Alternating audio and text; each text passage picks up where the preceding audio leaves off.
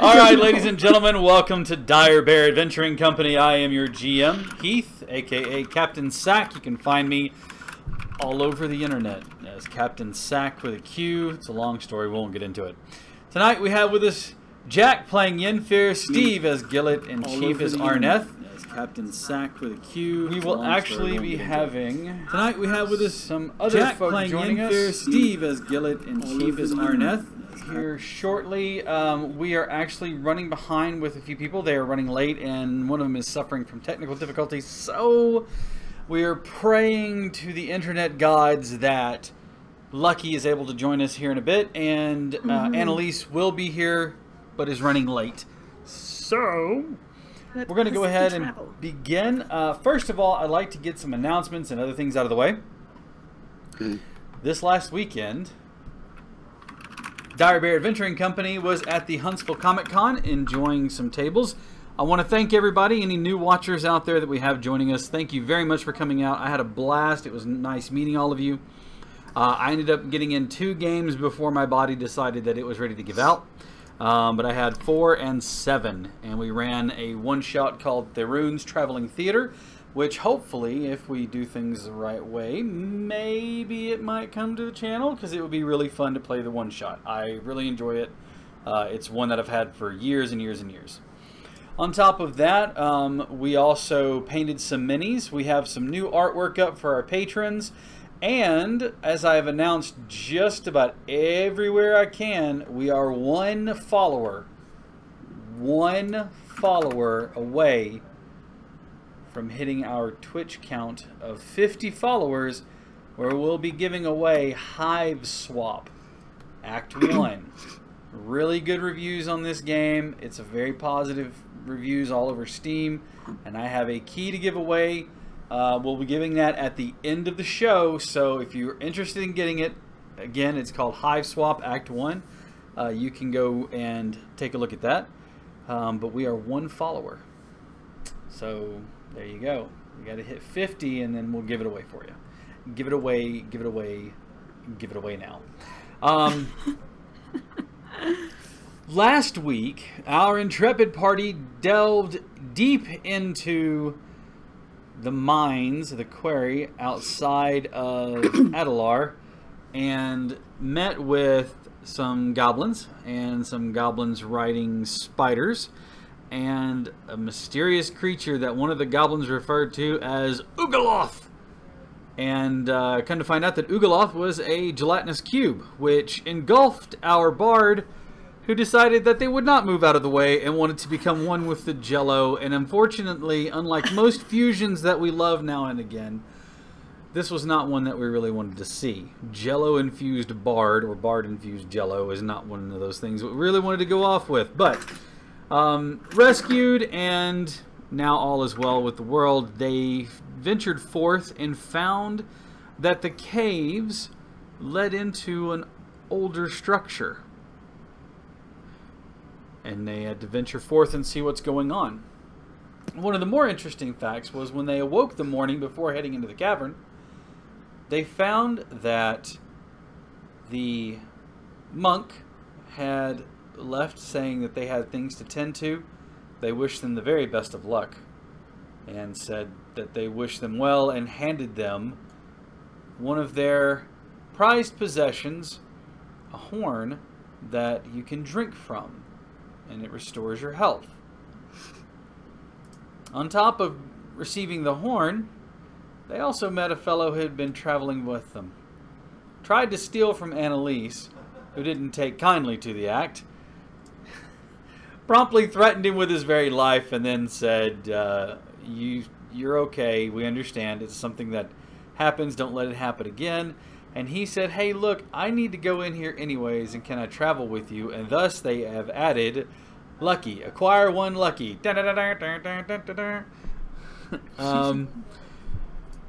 We'll now go ahead and resume the show where we left off.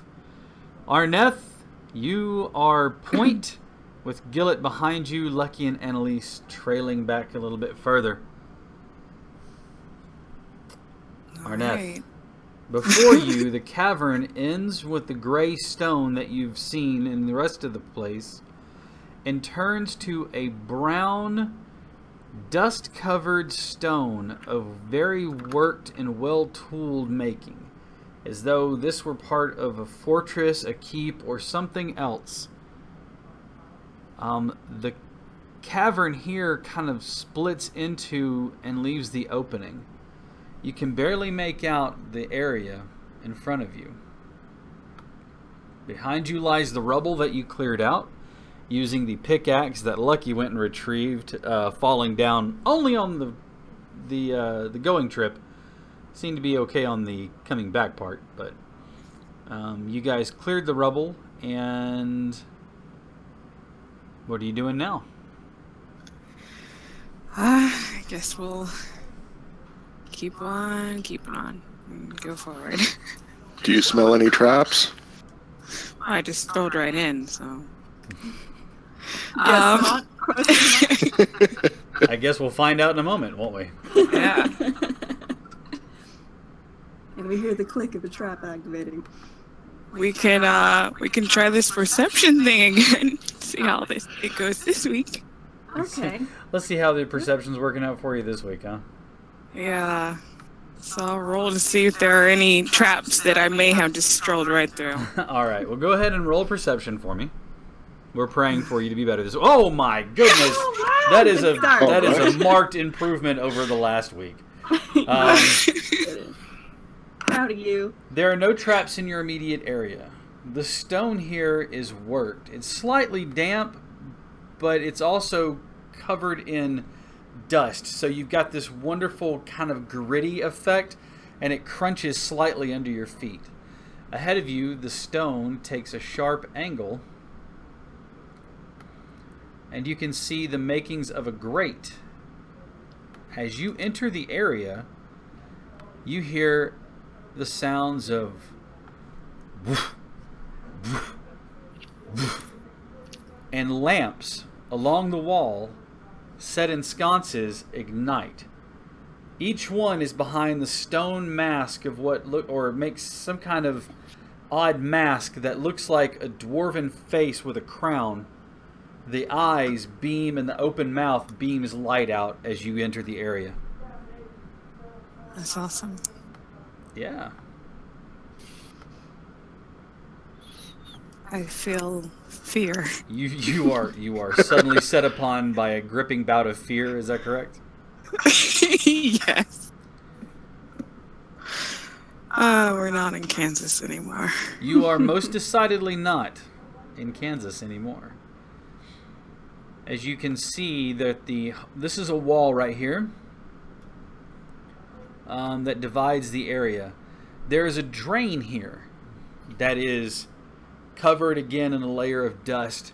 Looking down into it, it descends down into darkness, but it seems sturdy and whole. I'm going to avoid that drain. All right, carefully dodging around the drain. Your party tails behind you by a good 50 feet. They're going to say, hey, if something happens, we want it to happen to him first.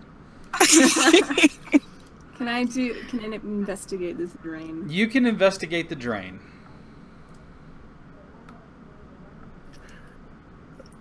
Oh, okay. It is, for all intents and purposes, as far as you know, a drain. Wow. I know. Noted. Mesmerizing. Gillett will be looking for any text or anything that gives the Scooby Gang a clue about what this place is. Set between these two, set between this area here, this little alcove, you see two barrels. They're covered in dust, and they have runes written on the outside of them in bands. You know, like the metal bands that would hold the barrel at the top and the bottom. They have runes. Right. They have runes etched on the bands. What are you going to inspect them? Yes, sir. What languages do you speak, sir? They include Dwarven. That is good, because these are Dwarven runes. Although they are not. It's more like a very rooted ancient version of Dwarven. Some of the words you can't make out. Some of them you can. But you basically get the gist that this is some sort of general store. Like some branding from a general store, like Costco or something like that. It doesn't say Costco, understand, but Ye it says old Costco. Ye old Dollar General. No, Walmart. it's branding from them. The lids are closed, and it appears still sealed. And there's just 2 barrels sitting off there. Arneth, Yes. the area in front of you has a huge starburst in the floor, as though something with great weight were pounding, cracking the tiles and the cement and the concrete in that area, rending some of the walls broken and battered, leaving a small gap that you can actually see into the alcove there, as though something hit the floor here with great force. But it's not recent. Again, it's covered in layers of dust, and just age has faded some of the blast marks that are around it. You see before you a work table, scattered with various sundry goods. The room itself, because again, as you're walking, it's all just woof, lighting up with all of these intricate torches. And you see more of those drains. I'm afraid of this. Of that spot. To the north of you, you see a hallway that leads off into the darkness.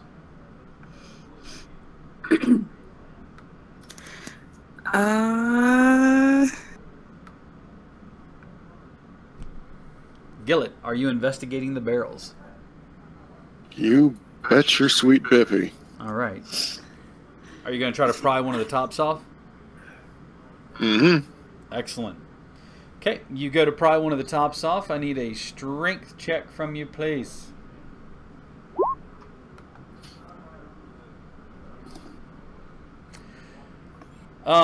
They are... You dig your arm in, but no matter how hard you try, they're just stuck on there good. You can't really get your fingers perched in there to kind of pull them off. Listen, I'll try. All All I right. want to see this. You're going to watch as Yenfear tries to pry the lid off the barrel. Yes. I need a straight strength or athletics check, whichever you have. Okay. If you have no athletics, then straight strength. If you have athletics, you can use that. You're a jack of all trades. You're literally and figuratively. That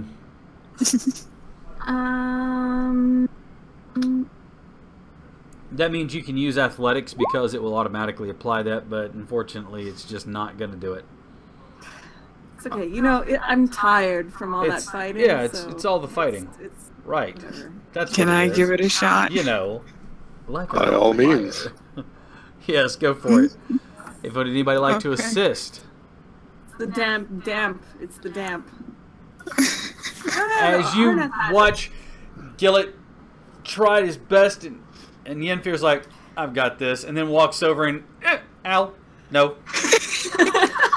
You walk up, hit one side of it with your fist, and the other side goes poof and pops open. Like a fucking boss. Inside Good job. is a rotten smell that hits you in the nose of rotted, old... Actually, it's not even strong anymore. It's the faint, rotten smell of, like, potatoes, maybe? Or some kind of root vegetable. As you look in there, you can see that most of them are withered, but there's been just enough moisture that below that you can see kind of a soup mix that's dried out a little bit and yet still has that kind of tacky feeling to it. Arnav sticks his hand in it. And just Okay, looks at it, observes it. you stick your Right. hand in. You are now covered in ick. You're now covered in ick. Congratulations. Your hand smells faintly of old rotten. I'm gonna try to touch Potatoes. Yenfer. I'm sorry, what? You're gonna try to touch I'm gonna- Yenfir? No. Arneth sticks his Get away hand from- in the yucky potato mush, pulls it out, looks at Yenfir and grins and goes, ah.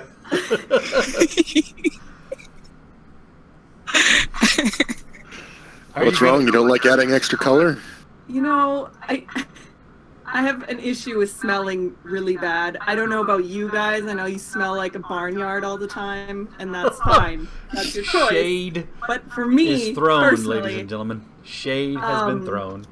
I'm just, you know, I'm gonna go over here. Are you sure you don't want to come back and help open the other barrel? No, it's fine. You guys have it. I think we should open the other barrel. Yeah. All You right. can try again. Go ahead and open the other barrel. I'm going to try my athletics check instead this time. Yeah, if you have Around the athletics, you corner. should be using that. Not that it Why helped. not, I guess. Arneth, you wanna try again? Okay. I'll try again. All right. A little more force this time. Well, actually, a little less force this time, but it's still successful. You open the barrel up. It doesn't open quite as easily. Inside this is clumps of what used to be like flour or meal. It's now all just a clumpy mess of mesh. I'm gonna stick my hand in that one too. This one And use that to get the goop off. you can't. You hit it, and it's like hard pebbles of this stuff, and you can't really get your hands in there. I knock a little tune on it. Just play a little song, a little. Dit-it-dit-dit-dit-dit. Yep. There you go. All right. So you have thoroughly investigated the barrels that have nothing important in them. All right. You say that, but I say that. The I'm smelling afraid goop is gonna Gilbert's come in gonna start handy. rolling them around to see if he can start triggering traps without actually walking on Like anything. kick a barrel over. Which one do you want to kick over? The drier of the two. Okay, so the one that Second. had flour or meal of some kind in Yes. it. You kick that one over, and it just spills out. You can hear it tumbling and breaking like sandstone on the ground. It is now emptied. All right. Yenfir, in this corner, you see another of those drains and another little alcove. Doesn't seem to be anything in here, but there are heavy scrape marks or like something was moved through here. Again, not recently because those are even covered with dust, but it looks as though somebody drugged something. And it leads from this area here. It leads from like over in this alcove and leads around up the hallway. And they're very faint, but you can make them out.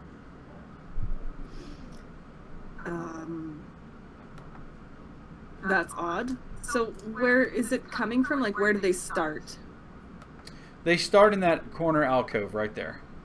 So they just kind of appear out of nowhere, sort of thing. Correct. They kind of start there, and it looks again like something was drugged or pushed or shoved. Something that had like legs or feet on it. Like, you know, like shoving a chair over wood would leave a scuff mark.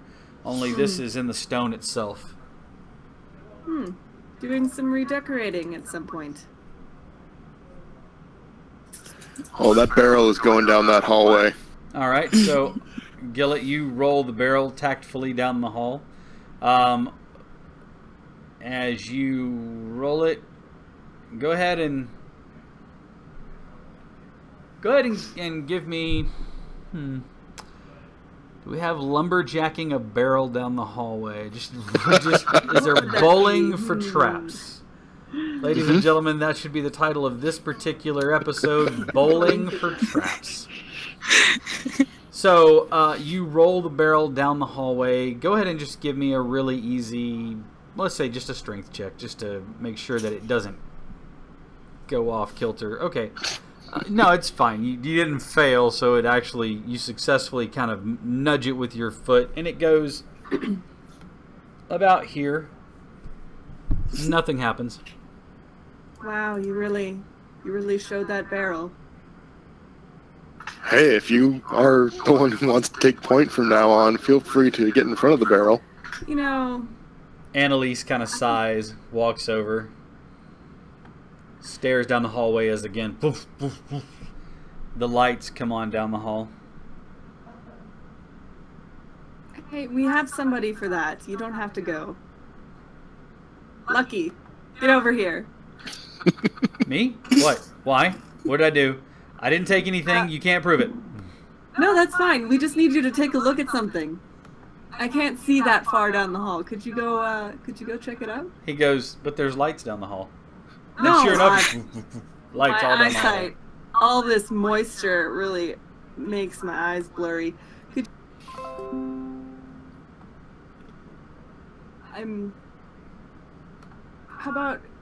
What about further up? What about at the end? I saw some scuff marks, but I'm not sure how far they go. Hang on just 1 second. Let me reload.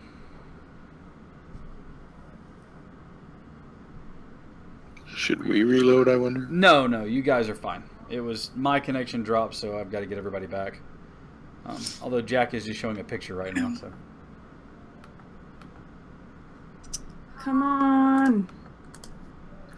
There I am. There you is.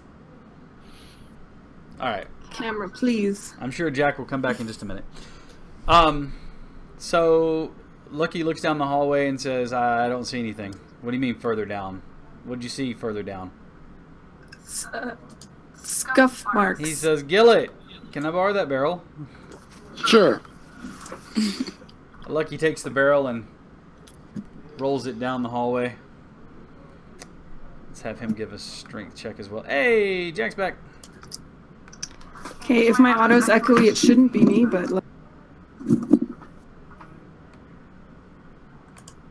Yeah, I'm not hearing it. Okay. Thank you. So he's going to give another check on the stuff. He does not have athletics. Oh, poor guy. He rolls the barrel a bit farther than what Gillett did. Nothing seems to happen. He just kind of motions like after you to Jack.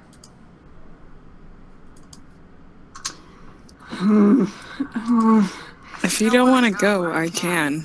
It's fine. Depends. How frustrated is Annalise looking right now?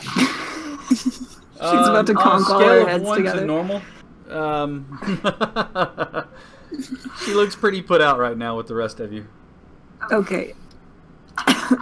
Okay, I'll say a little prayer. Okay. And I'll walk down the hallway. All right. You see a door to a closed door on your right as you get right about there. The door is made out of stone with metal bands, and it has a pull ring on it. It pulls to the out instead of in. Okay. I'll try opening it. Okay. All right. You check and give me a strength check. Athletics, because you are Jack of all trades. You did enable that on your sheet, didn't you? I did. Okay. Wait, did I? I think I did. Yes, I did. Okay. You did? Okay, so you went to character sheet, to the gear, down the bottom. Yeah. Awesome. All right, Yeah. You grab the ring and give it a tug. Put your foot against the door frame. Go! Pull and... The door slides open easily. I'm gonna peek inside. All right, inside it looks like a storeroom. You see sacks of rotted flour or meal or corn of some sort, barrels that have been broken, and some of the bits that were inside of there or once inside of there gnawed away. You also see some crates that have been opened up, but they have like metal inside of it, like ore, raw ore. Okay. Hey, Arnath, there's some more crap for you to stick your hand in. Oh, wonderful. To your left, Actually, yes. is a hallway that has a staircase leading down and then turns up ahead before you can see where it goes. Straight ahead of you, the hallway continues into a room that has kind of like a bench seating or like steps that you can also sit on. There's a door to your, there's a door to the right as you walk into this room, and a door further up on the left. Okay. Dwarven sauna, baby. Give me a dexterity Dwarven sauna. saving throw, please. Both Gillet and Yenfir. Oh no.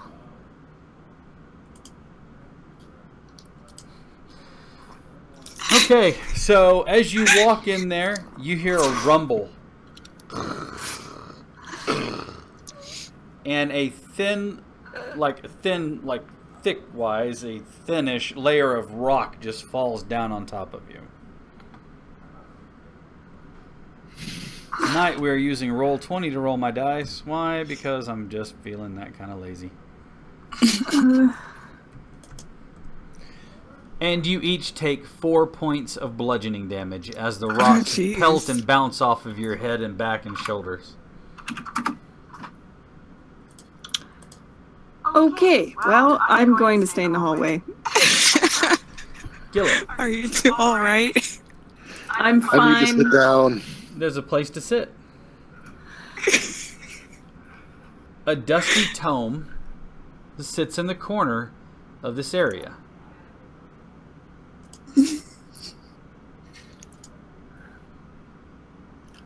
All right, let's check it out. Once again, it's done with those dwarven carving runes, or carved dwarven runes that you saw earlier. Again, you can make out some of it, but a lot of it is in such an ancient version of that you're not really sure. If you'd like, you can try to give me an intelligence check to see how much you can make out. All right. Just straight intelligence check. Okay. Yeah, again, like I said, you can make out some of it, but a lot of it is pun intended, foreign to you. But the gist that you get from this is that it is a book on the treatises and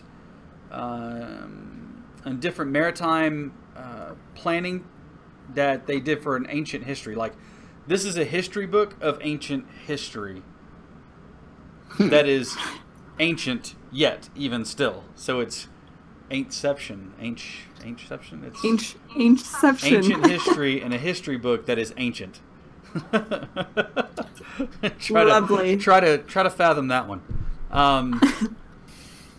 When I say ancient history, it's not ancient history. It's just historical, and it talks about a few of the lines of battle, and the name that you do. One of the characters you do recognize form the words Adalar, and you get the idea that the word prior to that isn't city or town, but it's reminiscent of kingdom or some kind of realm of Adalar. All right, so you have 2 doors. Tuck that away. Yeah, put that in the bag.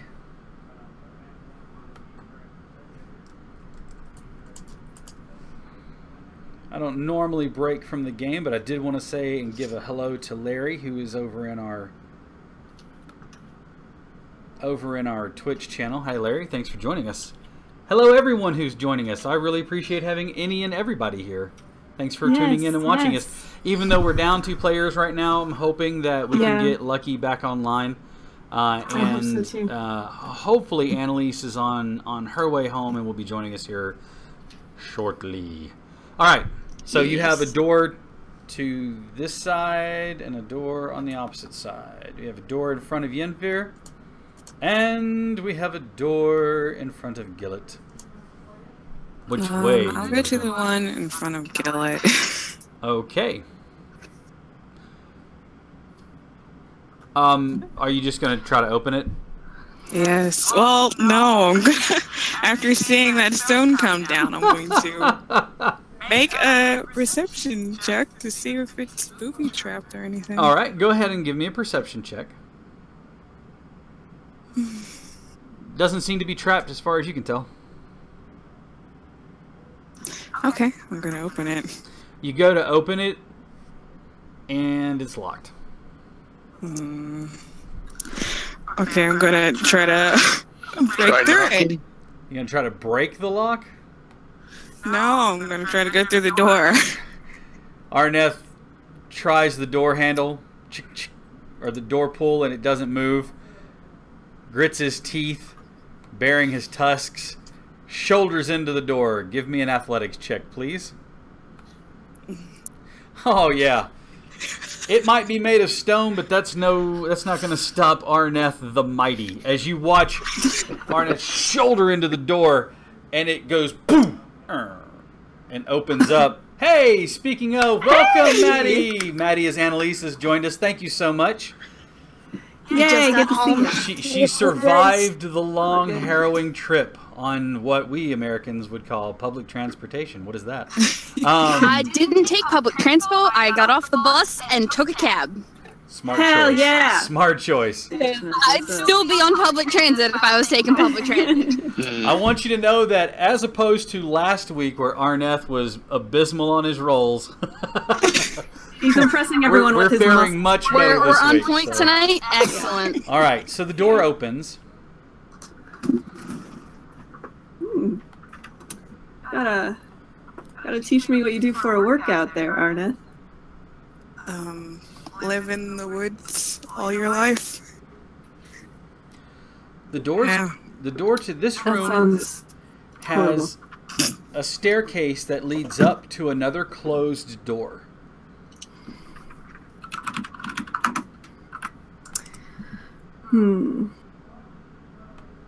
Okay, I'm gonna he's gonna just poke his head into the room and look up at the ceiling. Sure. As you look up at the ceiling, give me a perception check. They've been rolling a barrel. Wow. Nice. First 20 of the night. Congratulations. Somebody keep me posted if Annalise is still echoey. I'm not sure what's causing that or if it's that individual or what. So if anybody else is hearing it, let me know. Yeah, same for me Okay, as well. excellent. So as you look up, you don't see anything on the ceiling. It's clear and free.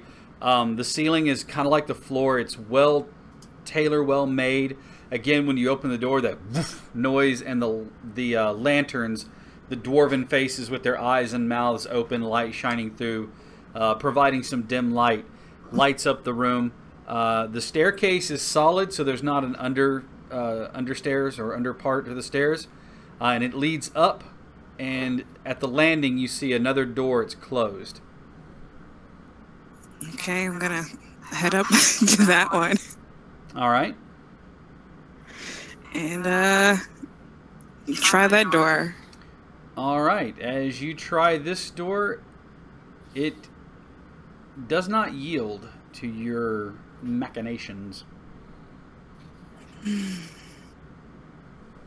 Great. I guess I'll try to break through it again, so why not? Okay. Go ahead and try. Athletics, right? That is correct. Okay.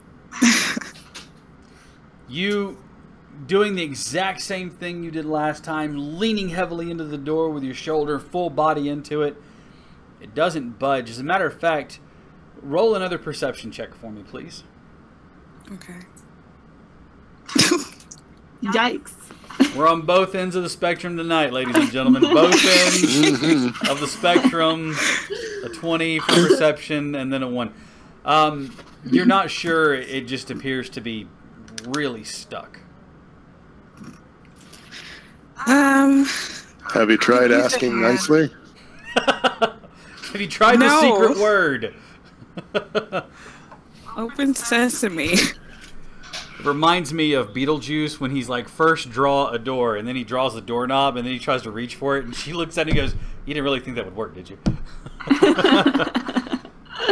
Oh my gosh. No, it doesn't appear to be wanting to yield to your application of force. Does anyone else want to give this door a shot? Want to give it a proper application of applied force and physics? Suppose you tried pulling. Right above the ring. Congratulations, everyone. Dire Bear Adventurers, we have now reached 50 followers on Twitch. That means All right. hang around because we will be giving away Hive Swap Act 1 for the active members in the Twitch chat. Active Twitch chat members are eligible for the giveaway at the end of the night. Again, is Hive Swap Act 1. Ooh, congratulations to everyone, and thank you all for following us. Now, back to the game. Yenfear, are you going to try to unstuck the door? Oh, okay. Gillet has a good point, though. So you only tried the door one way? Did you try Yeah. pulling or pushing? Pushing.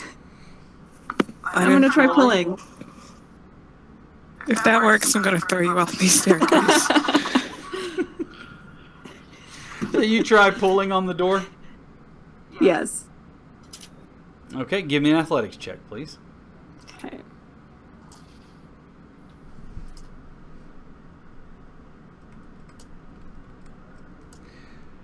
You try to pull on the door, and it yields the same thing that Arneth had. It does not seem to budge. Real quick, I was told by my producer, aka my better half, that we are going to be doing the giveaway next week, so that way we can get everybody involved, because we want to make sure that everybody has a chance. We'll be announcing the giveaway, and we shall give it away next week. It will still be Hive Swap Act 1, and I want to thank everybody again. It means a lot to me that you guys are watching and that you're following us. So next week giveaway, I apologize, my bad. But anyways, yeah, the door doesn't seem to budge. Let me make these doors up here. I don't know. Made out of stone and metal and pull rings, crazy things. Dare I? Yes. I believe in you. I don't know. Do you think that your strength is greater than our ranges? Listen, do you want to try and open the door? Sure. One of you, there's not much room at Okay. the top of that landing. One of you's going to have to back down off All the right, staircase. I'll move. Okay. Annalise, are you going to come up and give it a pull? All right. Absolutely. Give me an athletics check, please. 17. All right. Annalise reaches out, grabs the pull ring, and gives it a pull. Nope. Gives it a push. Doesn't budge. Give me a perception check. Thank God. Put to shame by the blood hunter. Like there's no fucking way. You're not sure why, but it's stuck fast. Maybe somebody with slightly better vision than I might be able to find a latch or a switch. Gillet, do you want to try anything? Oh, sure. I'll take a look in here. All right. Let's do a quick look around here. Okay. Go ahead and give me... No, you don't see anything there. Maybe try moving closer to the door, because that seems to be where most of the activity is centered on right now. Go ahead and give me a perception check again.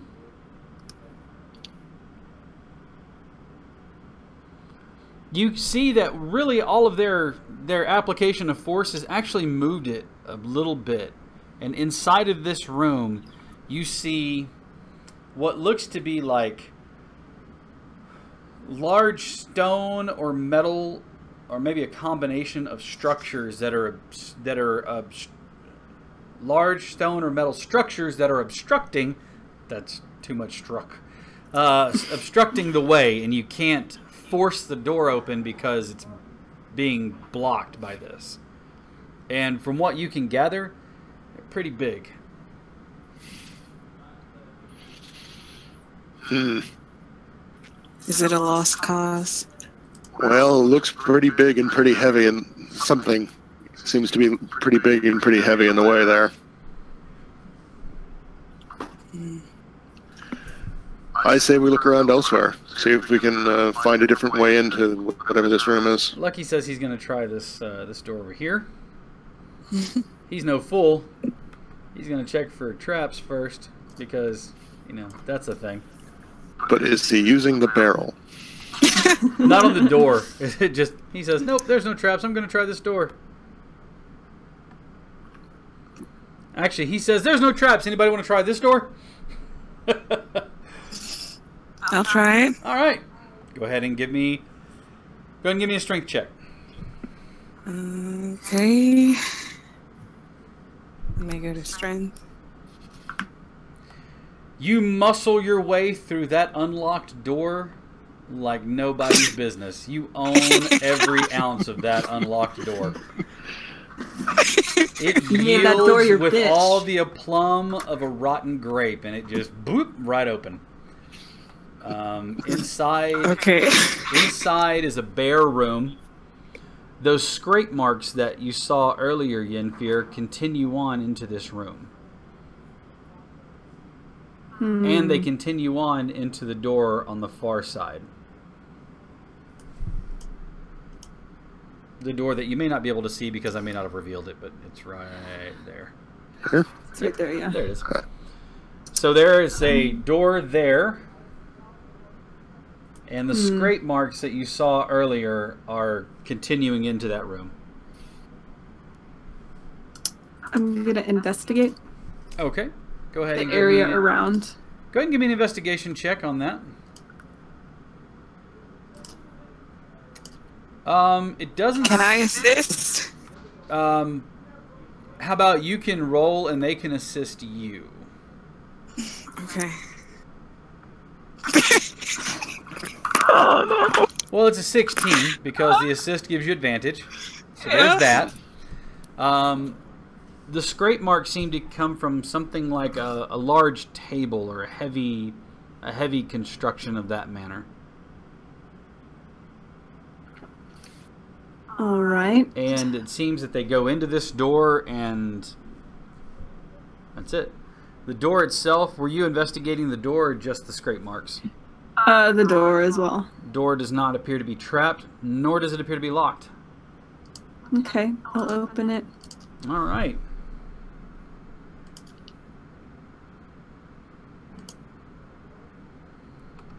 You open the door, and inside, although there's nothing on the this to mark it, it's not locked, so you just open it easily.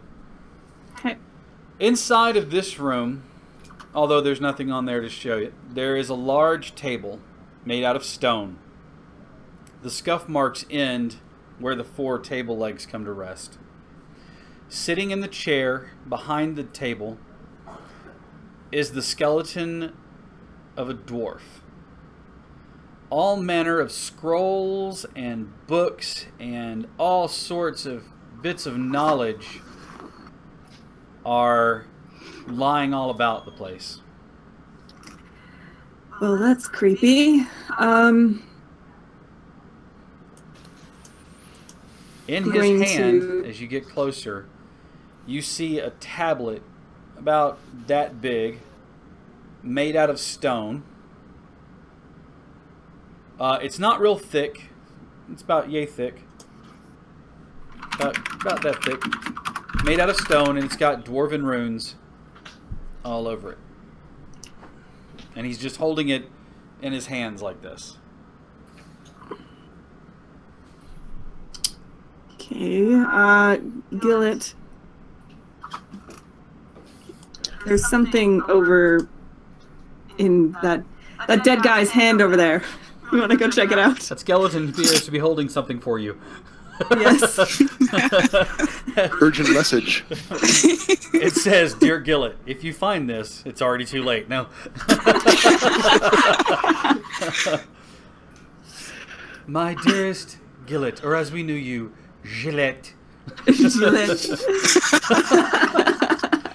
Said I wanted to make a game where all the dwarves, instead of having the generic Scottish-ish accent that they have, that they sound like New Yorkers. Oh my god. That all the elves please. sound like the French. They would, honestly. All right, so again, this is just mounded with books and scrolls and pages that are loose. And again, he's holding a tablet in his hand. He is nothing but a skeleton,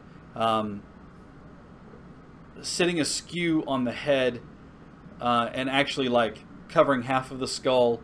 You see a thick metal circlet made out of some kind of valuable material. Inset in it are gemstones, about 7 of them. One at the center of the helm, and then like placed around. You see rings on fingers that are no longer able to hold it because the skin is gone, slipped off. You see, or just dangling where he's holding the stone tablet. You see rich, or what would have been rich cloth and clothing at one time is now tattered and ruined, but still made of some valuable material, although most of it has been just faded away or eaten away with time. A lavish cloak that he sits upon. Nice high boots, thick leather. They're actually still holding up pretty good. They seem to be. They fared the age much better than he has. Looks like money. Rule 1, don't touch anything. And Jinfir's already got the circlet. What was that? Right, put this back. Gotcha. Well, it's not like he needs it. He's not using it. Okay, think a little bit about maybe why he's sitting here and not somewhere else. Well, read the tablet and tell me if there's any ancient curse that I need to be worried about. And then I'll think about not touching it. The very last words are, "Don't touch the crown." Don't touch the crown. I'm kidding. Leave the crown. Take the tablet. All right. All right. Well, absent-mindedly just asking him, "Do you mind if I take a look?" Without touching anything, I look over his shoulder at the tablet. Oddly enough, he doesn't respond to your question. That might be because he's been dead for a really long time. Maybe he's just shy. I mean, That or that's he's not just my shy. fault. He's not very personable. It's been a while since You he's could be used those shy. words. Why are we get shy. disturbing the dead? You do. You look in the room and you see Gillett like peering over this skeleton shoulder, looking at something in its hands that you can't see from your position. Gillett, give me an intelligence check. I'll say you can add your proficiency bonus to it as well, so because it'll be a language skill. So Okay. That'd be a 15. Wouldn't it? Pat, what's that? Yeah, can I cast invisibility on myself? you most certainly can. Make Yay. sure on your character sheet, on the spell slots, make sure you mark off your second level spell there. Yeah, that would be a proficiency. With proficiency, that would be a 15. This one seems to be a bit easier to read than some of the others you've come across. Okay. And are you going to pick it up, or are you just trying to read over it? Just trying to read over it. Interestingly enough, it has... it tells the story of a kingdom by the name of Adalar. Founded by dwarves, ran by a council of all. I am the king and the last of our kind. We went through great lengths to bury the evil that we had found. We hope that history will not forget us. However, I fear that that is exactly what will happen. Long may the dead and the evils here remain undisturbed. And may history glass over what happened here. Because if it should return, I don't know that there will be anything that can stop it again. We threw all that we had, including our own kingdom, the very essence of what we were, all of our magics, all of our people, and everything. And with all of that, it was just enough to stop this primordial evil.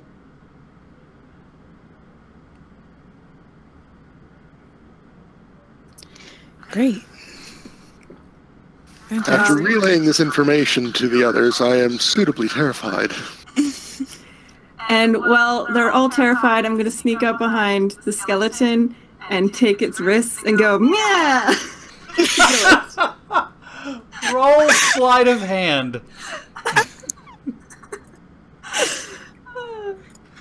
And only because he was looking at the tablet. Oh my gosh. You don't know. You don't notice it as you're reading the tablet. You look up and you refrain. As you look back, all of a sudden the skeleton goes, meow!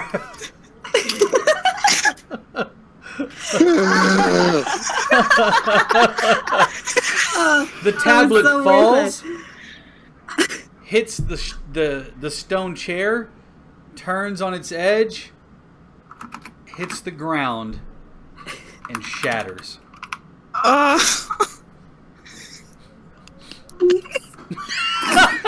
That's the best ever. Oopsies. Did Gillet, was there are you, a curse on it? Gillet, are you okay? I think so. That was, What's wrong with you? You don't know who it was. Yennefer is I'm just invisible. Who else could it be? This is true. True. Who else could it be? This is very true. Who else could it be? I've just run to the other side of the room.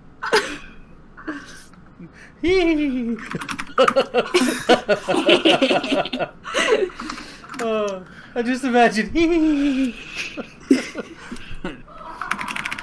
Crafty Kiernanos is right, Loki. I don't know what you're talking about. Alright, Stop lying to yourself. Oh, man. so the tablet is broken into about 8 pieces. That is the sound of utter disappointment right there. Oh, lighten up, it's just a dead dwarf. Do they not teach you to respect the dead where you come from? Or anything else? I mean, he's dead, I don't think he cares. I just read something that says to make sure the dead stay undisturbed. What did I just say? Moments Just relax. ago. I just read this out loud literally a second before you did that. I didn't disturb it. Okay, he's fine. Nothing's broken on him. Give me Just his Yennefer tablet. and Gillet, as you are the closest. Give me a perception check, please.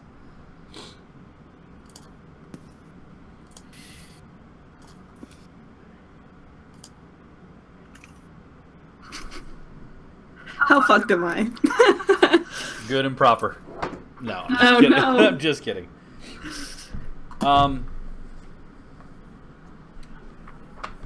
Yeah, there's a thing for this. The skeleton looks really sad He is. He's. and disappointed. That's really what hurts the most. Is that he's just disappointed. He's not even He's mad. not even he's mad. Just disappointed. He's just really, guys, really.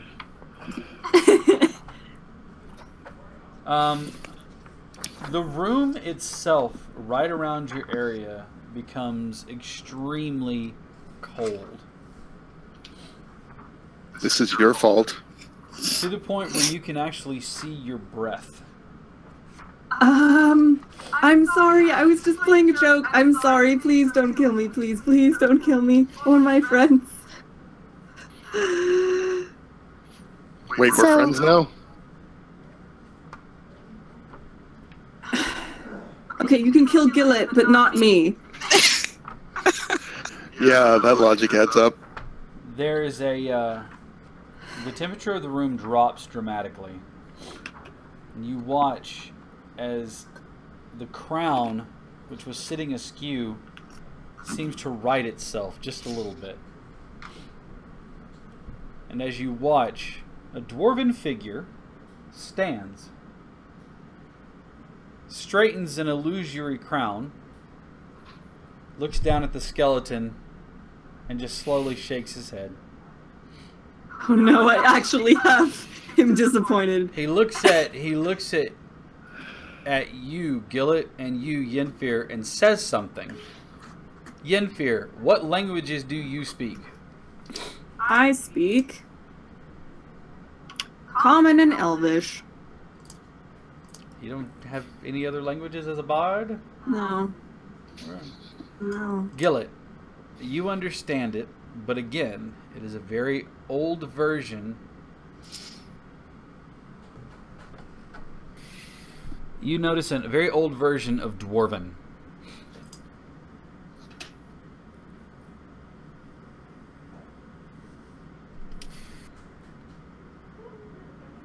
You get what he says mostly. He asks you, is it still safe? Or something along those lines.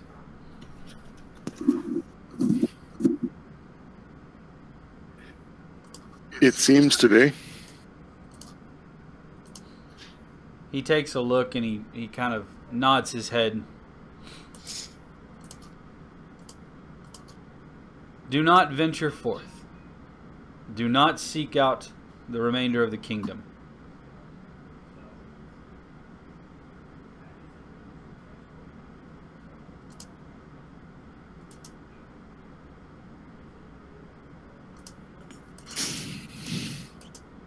Do not go forth.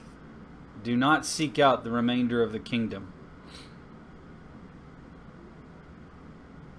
Is there anything we can do to help keep it safe for longer? He kind of looks at you, but past you out the hallway where like Annalise is standing. But he's not really looking at Annalise. He's just kind of in that direction. Make sure the way is barred.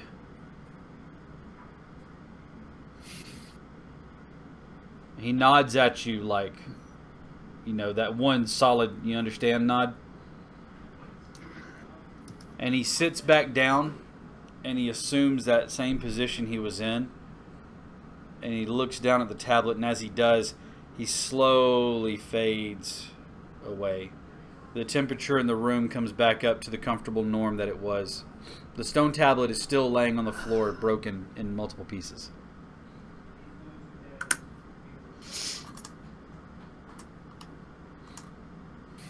What did that creepy ghost say? He said to not go any deeper into this complex, if you will, and to make sure that the way there is otherwise inaccessible. Okay. Annalise, give me a perception check, please.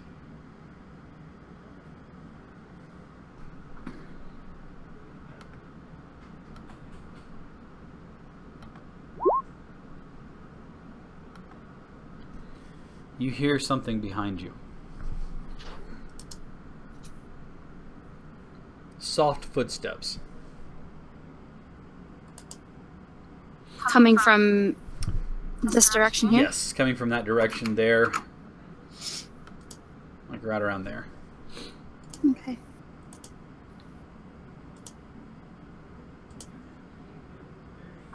She's going to slide up to the door and not move. Like, she's just going to stand by the door and wait for whoever it is to come forward.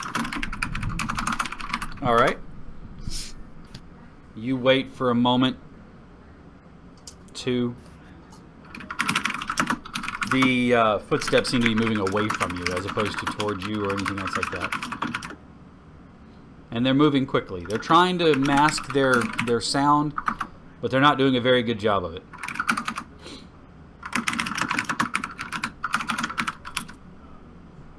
Okay. Then Annalise is going to track that. All right. Go ahead and give me a survival. Yeah, just give me a second. Certainly. And I haven't seen it yet, right? That's correct. So I wouldn't be able to tell if it was Fae, Fiend, or Undead? Nope, not until you lay eyes upon it. Okay. Unless you have something that works like primeval awareness, where you can actually like sense it Nope, in an area. it's just Hunter's Bane. You actually have I don't, to like I can't sense physically them. see on it, right? Yeah, I have to actually see it. Okay. You can see the tracks in the kind of the ground here, because you missed this part, is dust, but it's a little damp, so it kind of crunches underfoot, you know? And you can see where something other than you guys have left footprints going the opposite direction. Okay. So heading down and back the way we came? It does appear that way. Get to the intersection right there, and then give me another survival check, please.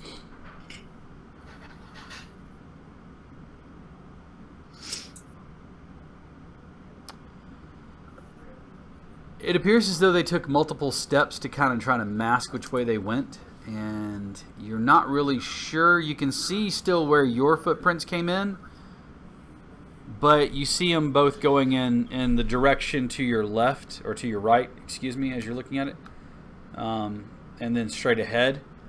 So you'd have to try to follow one or the other further in to see where they go, if one was a false track or not.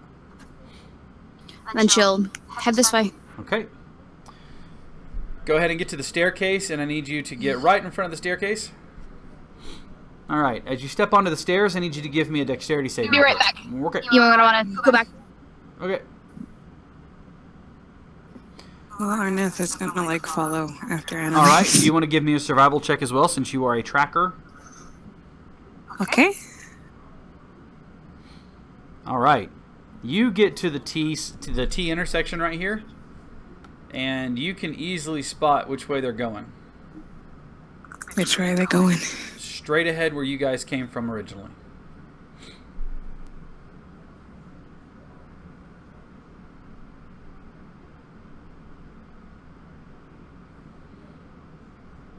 Do you wish to follow?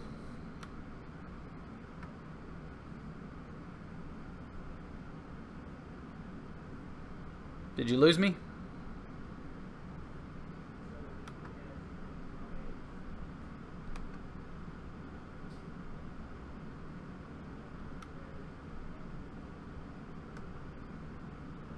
Can anybody hear me okay?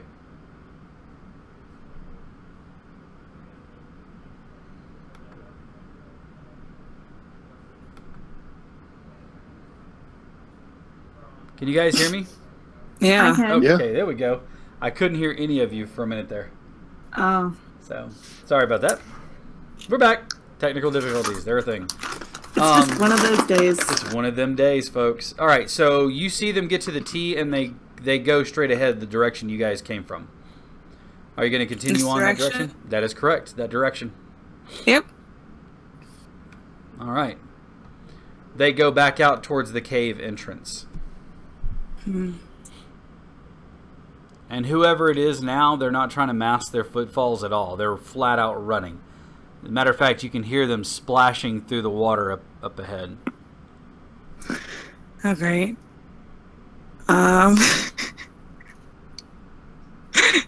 Do I want to turn this into a chase? I don't know. Maybe you do.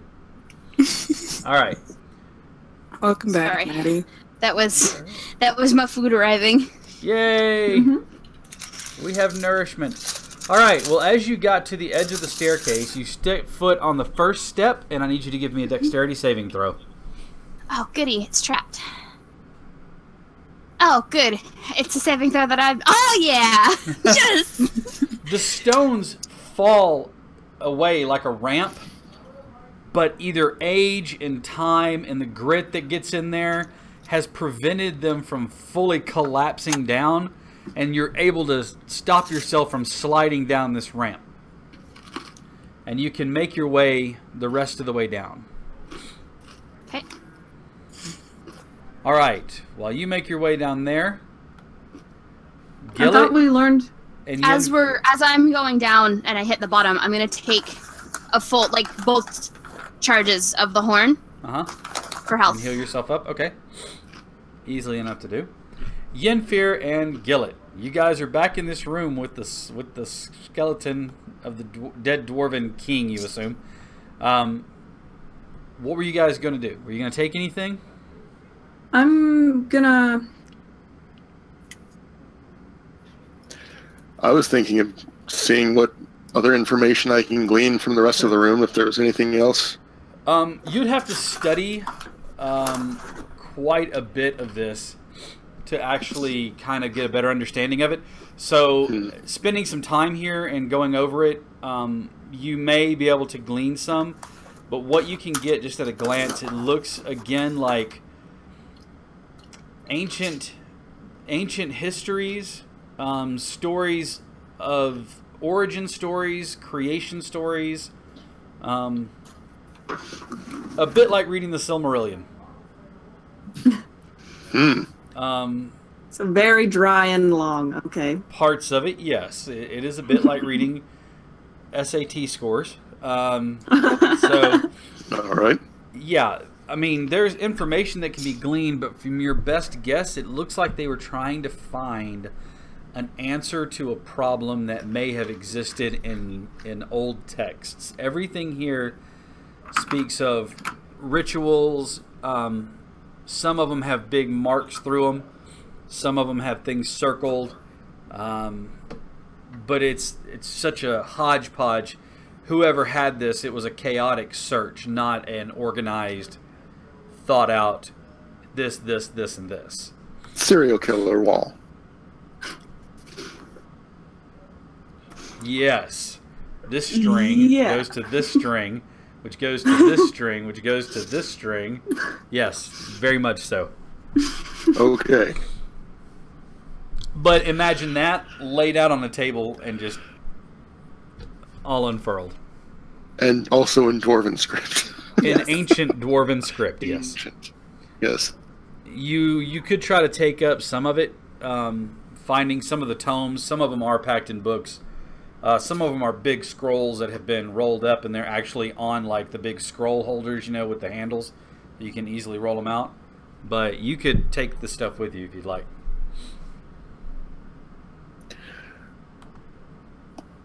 All right, friend, if you'd like to help perhaps be procuring some of this. Of course. Okay, so I'll collect some of the scrolls. Okay. You can stuff them in your backpack, and you're going to take some of the tomes, I assume? Mm-hmm.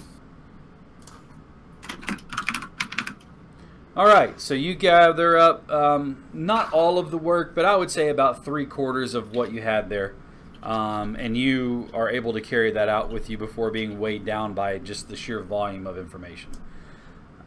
With that being said, we're going to say, are you going to take anything else? Are you going to take any of the stuff? I'm... So being me, I'm gonna just be like, oh, we should go meet up with the others, and then just put my hand down and try to collect some of the rings on the skeleton's finger. All right. Give me a sleight of hand. And Gillet, are you trying to watch for this, or do you even care? That's the perception that you roll. He just like immediately clicks perception. Nah, bitch, not today. He knew I was gonna ask for it. He's like, no, don't say a word. I got this. Like, but he doesn't, because he still doesn't see Yenfear taking shit. He's too mesmerized by all the ancient dwarven text that this is fascinating to his brain. You do Quick not aside, see. What are you Yenfear taking? still invisible? No. Okay. No, I dropped it. I mean, that would be really easy. What are you taking exactly? I mean, I'm really tempted to take the crown, but I mean, I feel like Might have some baggage with it. Yeah, might have some baggage with it. So You don't know. You're Yenfear. What would Yenfear do? It's gonna get that on a bracelet. What would Yenfear do? Okay, you know what? Fuck it, I'm taking it all. I'm taking it all, Cap. All right, you pocket every single bit of it. Taking the crown, taking the rings. There's 4 rings, excuse me, 2 on each hand, and the crown itself, and a necklace.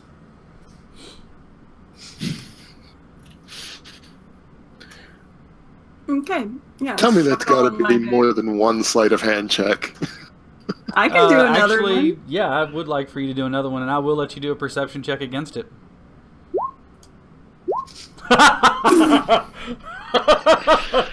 By a greater margin, even. You look up for a second to see Yenfir quickly tuck his hands in his pocket and look at you and smile. You look back down at the text.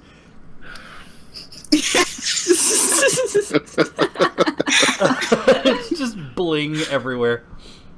Are you just putting it in your pocket, or are you going to put any of it on?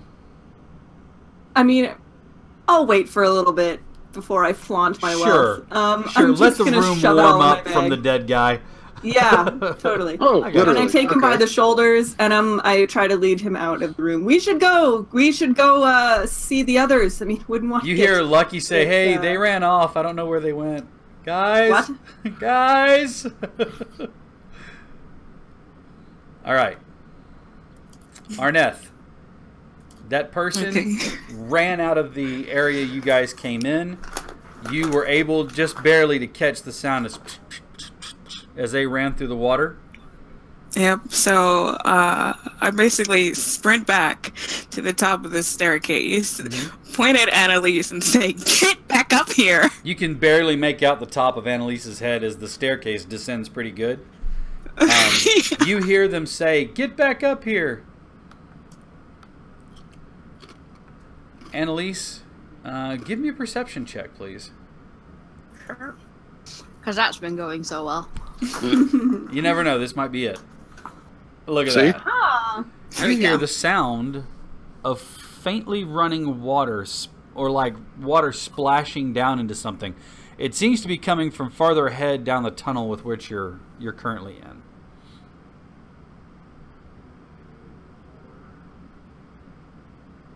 Are you sure that whatever the hell it was went that way?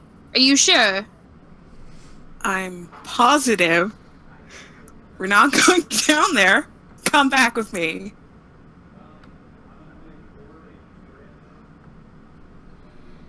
The tunnel is lit as you walked in, and again, those lanterns. Woof, woof, woof. Can I get up, back up the stairs? It's gonna, as you came down it clicked back into place and reset. Okay.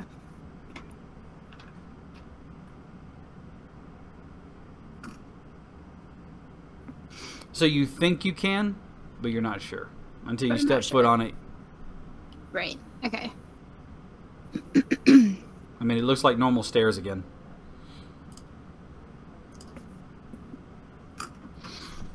Alright, well, she's not one for having a death wish, so... Not one for wandering off on your own. I didn't say that. So she's not one for having a death wish. This is true. And she is going to attempt to get back up the stairs. All right.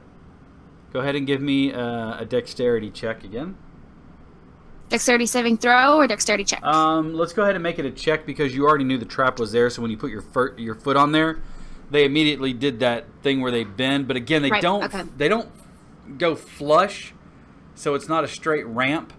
So you're able to kind of scrabble your way back up. As you guys watch as she mounts the first step from there, you hear the as the stone steps try to make a ramp, but something has caught the gear and they're not able to bend fully. All right. Okay. You get to the stop. What did you see? What it looked like, or did you just hear it running off? I heard it. It's reached the water. It might be gone already, but... Heard what? What? Okay. Well, the water runs in a very peculiar pattern. They might be having difficulty getting through. So let's move quickly. All right, lead the way. That is what she'll do. She will lead the way and I'll run. As you get to this area where the rubble had been moved, you find that somebody has taken the time to kind of pull some of it down. It's not completely blocked, but the rubble that had been gathered up there has been moved again, so that like hastily pulled behind them. So you got to kind of scrabble over the top of it. It shouldn't be too difficult for you to clamber over, but it's still going to take a moment to kind of get some of the bigger stuff out of your way. Okay. So spending just a moment, like a minute, really, to clear all of the stuff out of the way, you're able to go. If you'd like to give me perception checks when you get to the other side, I'd appreciate that. Absolutely. Everyone? Yeah, everyone. Okay. Arneth, you still hear... You don't hear anything for just a moment. It's just a slight moment. And then all of a sudden you hear... as somebody running away on the stone. Excuse me, on the stone.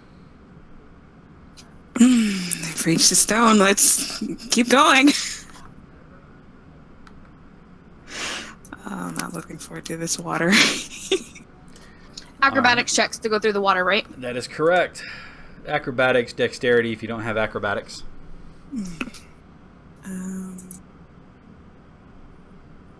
Everybody takes acrobatics, 15 nobody takes right? perception. Say that again. It's every 15 feet, right? Yes, that's correct. So you would make one... You would really make one to get to this area. I'm pointing at the screen like you can see me. You would take one to get to this area right here. Okay. All right, so we got Annalise with a 15, Yenfir with a 16, Gillet and Arneth. As soon as you get about midway through the swift water, you hit a slick spot and you both slide out and land on your bottom. Go ahead and make a dexterity saving. Go ahead and make another acrobatics check to see if you can get up. Gillet, not a problem. Arneth, not a problem. Give me another dexterity saving throw to try to get across the rest of the way. Okay. Oh. You get about another 5 feet, Arneth, and then boosh, right into the water you go. Gillet, you can get the rest of the way across. Arneth, you can, again, give me acrobatics to get up. Okay. Dexterity to try to move the rest of the way through. You are unable to get up, and as a matter of fact, you slip, and you start to slide down this way. Oh no! Can I grab him? In the water. Give me an yeah, I'll let you do acrobatics or strength, either one. Athletics or acrobatics, either one, to try to grab him. You're able to... You see Yenfir reach his hand out to try to grab you. Give me an acrobatics check to see if you can grab his hand. Oh. You guys grasp your hands, and he goes to pull you back, but your hand slips, being just covered in a bit of the muck in the water. And you start to slide down this way with the actual flow of the water. There I It's go. that goddamn potato Give me slime. a dexterity saving throw. It's the potato on your hand. If you wouldn't have stuck your hand in the potato, none of this would have happened. Yep. We blame the potato. There's some out of context theater for you. There's some. We blame the potatoes. All right. Acrobatics is 6, a dexterity saving throw with a 9, so you are back in the water and you are actually like unable to scramble back up to your knees. You find yourself sliding even more and more closer to that waterfall, that little downspout that you saw. Give me another dexterity saving throw. It's the worst water slide ever. All right, you're able to steady yourself. You stop your downward movement. You get to your knees Really carefully. very carefully. Now you're going to try to move. I need another dexterity saving throw to see if you can move precariously. As you're now soaked in water. You've got some of that muck from the water on you. Okay, you're able to move 5 feet. Give me another one. Okay. 21. You shuffle those 5 feet forward, taking a deep breath. Just collect yourself for a moment, and then you quickly pick your way carefully up and kind of flop and fall onto the dry land. Just kind of taking a few breaths to yourself. Okay, I've made it. I didn't slip down the waterfall of doom. Completely You don't soak soaked. down into the unknown, which is good. Poor Lucky, he's all the way back here, just kind of chilling on his own. On the bright side, the potato stink is gone. Yes. Yeah, now you yes. just smell like cave water. Fantastic. Which was perfectly clean. It's fine. Yeah. As Just far a as little I- coppery, that's all. Yeah, it does taste a little coppery. You're right. All right.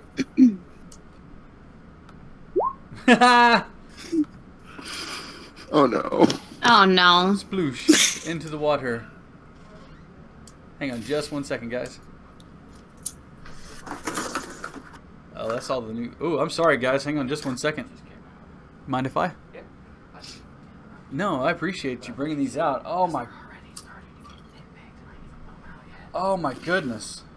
Did you guys paint these? Oh, they came painted? Just popped them out fresh. The new 3rd edition models. Ooh. Look at that. He's got pumpkins. That is awesome. Oh wow. That is Oh no, awesome. it gets better. Look at this guy. It's an Empyrean. It's a Closer. literal Empyrean. This is like, okay, so here's an Empyrean. Everybody see how big I got him? Sorry, I'm interrupting the game because this is a knoll. Look at that. I gotta set this down. That one's a tiefling or Oh. a dragonborn fighter. Oh, there's a Dragonborn fighter in here. I want to show you the size comparison between the Empyrean. Oh, and there's a Storm Giant in here. Okay, Dragonborn fighter, right? Empyrean. just, Wow. that is amazing. Oh man, these look great. Sorry, I hate to break up the game like that, but that was just something I had to show everybody. And there's That's a pretty cool. storm- Number there's a- 2 wants to see that Dragonborn fighter. There's a Storm Giant. Ooh, okay, yeah, let me see if I can get a little closer view on that Dragonborn fighter right there. Hang on just 1 second. He's got a shield. Look at that. Isn't that awesome? They look awesome. I love that. This is the new Icons of the Realm Monster Menagerie 3. Icons of the Realm Monster Menagerie 3. This is the newest. Oh my god, they've got a slod. They've got a gray slod. Look at that. A little clear one always. That is so awesome. Tiefling rogue.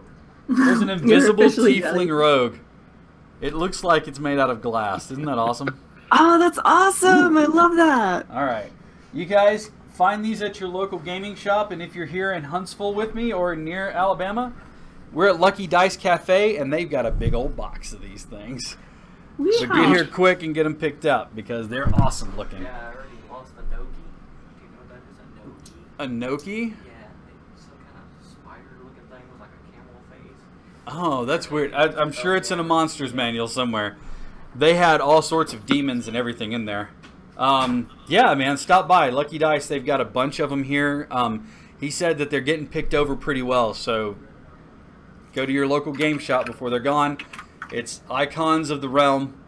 Yeah, Minion. Yes, absolutely. Go to their site and order. We have the stuff there, and we'll ship it. All right, so back to this. Lucky fell in the water. You guys hear behind you a sploosh. Guys, I'm all Oh, wet. God. He makes it to his feet carefully and nimbly, and makes it 5 more feet, and then falls in the water again. Whew! But he's able to make it to his feet, and we'll say, for laughs, he makes it onto the land. All right. You guys can quickly run out of the cavern trying to follow whatever it was that went ahead of you.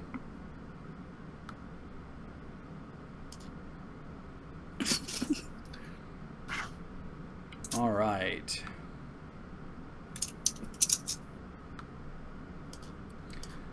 me shift you guys over to the map that I need now.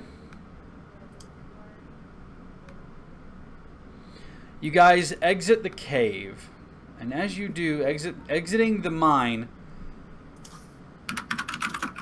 you see two individuals, and they're having a very heated conversation.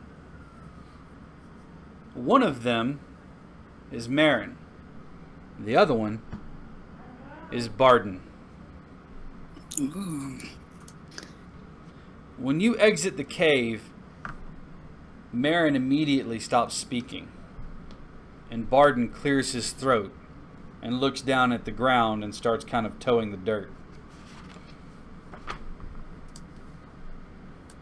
She looks at you all, sets her face in that very haughty, angry, superior look, and goes, I'll take it you've done what he's asked you to do. You cleared out the mines and the caves.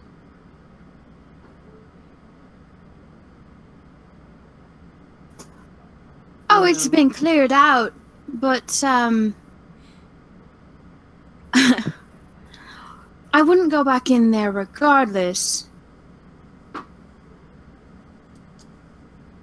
He kind of, Barden looks confused. He's like, what? Why wouldn't I go back in there? Unfortunately, where you've been digging is, a burial ground. A burial ground? I've not been digging that far. Only where the tracks are. Are you sure that's what you saw? Positive. I'm not sure how far down you're going, where the tracks are, and how far deep you're going with the tracks, but somebody has been digging deeper. I don't know if perhaps it was some miners of yours that are trying to get more, more bang for their buck, as it were. But they have uncovered a burial ground, and it should be left alone. He looks at you in confusion. He says, a mausoleum? Or a crypt? Of some More sort? along the lines of a crypt. I've never heard of such a thing in this area. I'm not sure where that comes from. It seemed pretty old. Were there, and he kind of licks his lips for a moment. Were there any items of any value in there? No, not at all. I'm not gonna roll insight on that, but like, Annalise is just like looking at Yenfear like, you lying Saka. I can't prove it. But, Okay, look, it's in his best interest to not go in there. So like, oh no, that's why she's not like outing you. And Marin turns to Barden and says, oh, this is the perfect opportunity. Maybe there's something in there of use we can use. Bring our status back around. Use it against Carter and get him out of here. listen, We don't need his kind, Barden. We've had this discussion before. I mean, sure, his gold is good, but we'd make gold anyway. What with your tools and the things that your people make and the food and the goods that I make? What part of don't disturb the dead do you not understand? She looks at you for a moment and she says, are you from this village? Do you live in this town? I'm sure there's doesn't nothing down there but matter. ghosts and ghoulies. There's nothing to be afraid of. It's all a bunch of poppycock. You know what? Fine. Enjoy. Go into the mine and get yourself killed. See if I fucking give a damn. Give me a perception check. Absolutely.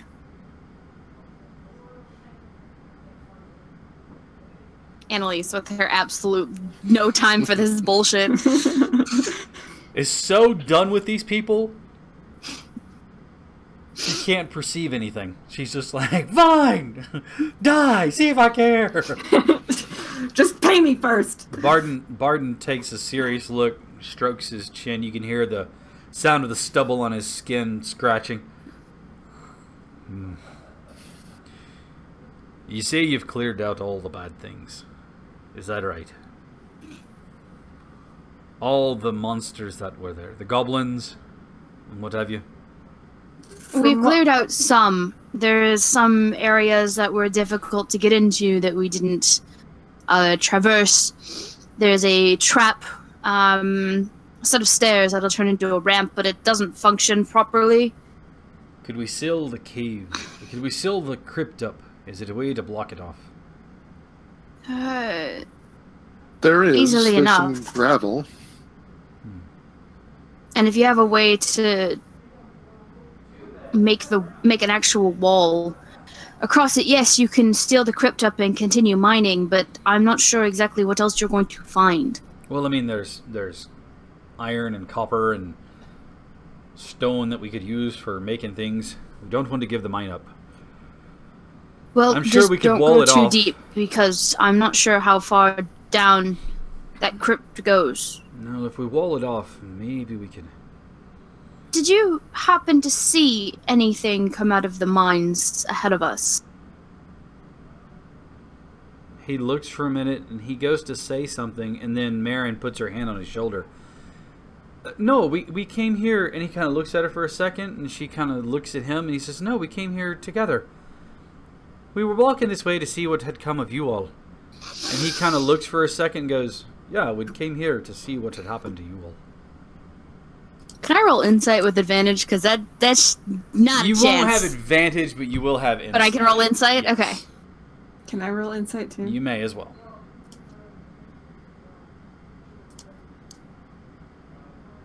Alright. This is where we get to use the whisper function with Roll20, folks. Why you always lying? Why you always lying?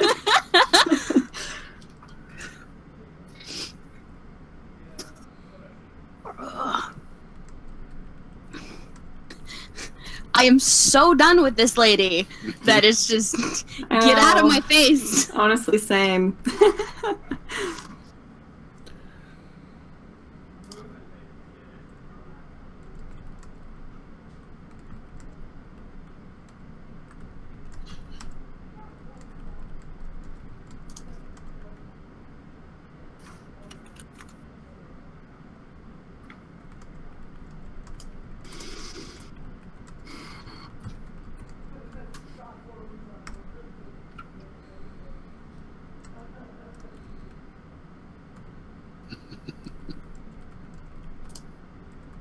See, it's not quite as good as a whisper at a table, like when you can walk over and go, but it's still a whisper. It works. It works. All right. So, there you go.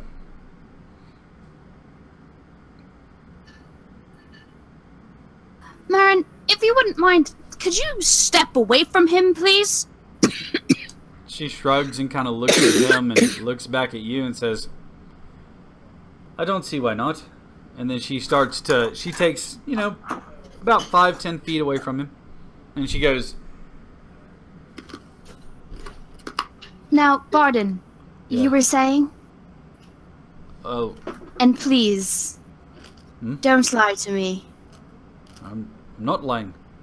Marin and I came to check on you. You'd been gone for a while. Did anything come out of the cave before us? He looks at you for a second. Give me persuasion. What's that even?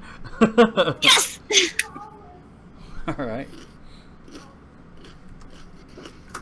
Rolled a 17 for persuasion. Nice. Let's see what he gets for his... he looks at you, and with all of the earnestness that a man can, dead in the eyes, without breaking, goes, I promise you, I'm not lying. I did not see anything come out before you came out. I believe you. Now, Marin! Darling! Yeah. Dear! Don't be calling me darling. I'm not your darling. Then don't lie to me. I'm not lying to you. I came here with Barden. And we didn't see You anything saw come out something before. come out of this cave. Say that again, I'm sorry. You saw something come out of this cave. I saw no such thing. That's an insight check, isn't it? Yes, it is. Like a rug.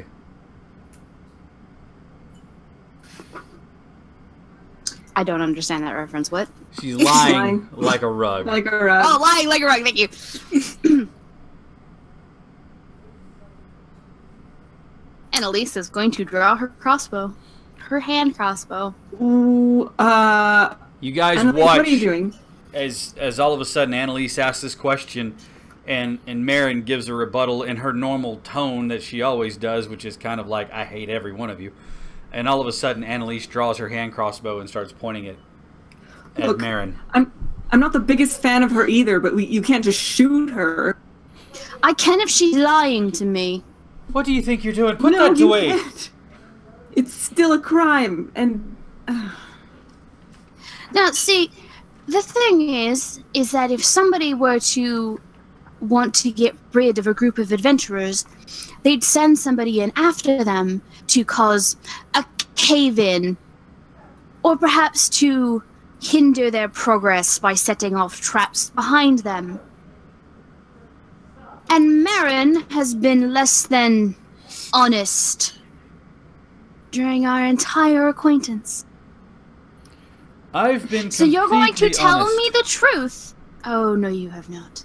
Trying to go behind their backs to make a deal with me to get your damn job done is not honest. What?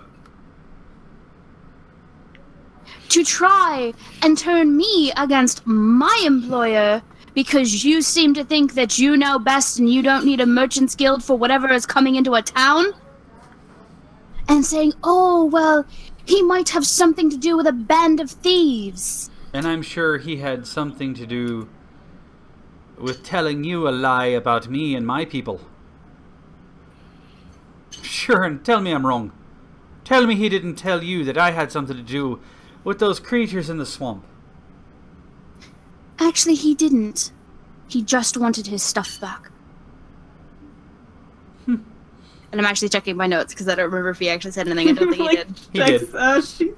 He did. Yeah. He did. But, he I did. mean, Annalise just They're isn't- throwing shade at one another Yeah. left and right.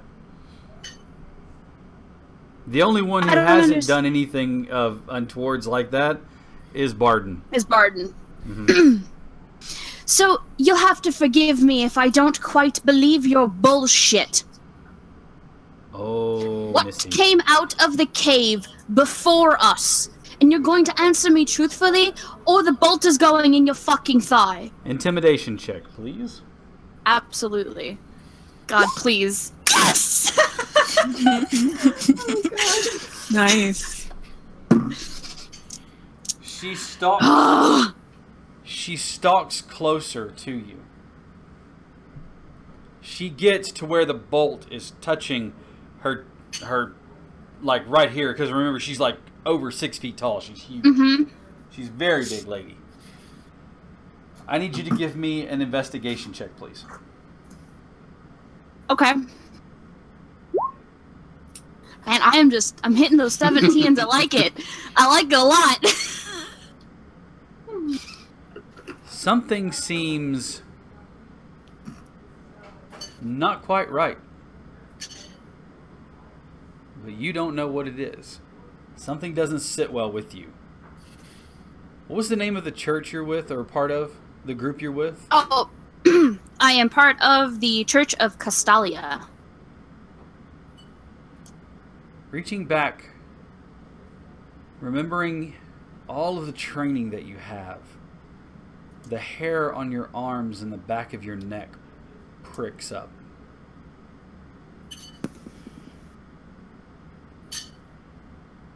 She says, "The last thing that came out of that cave was me."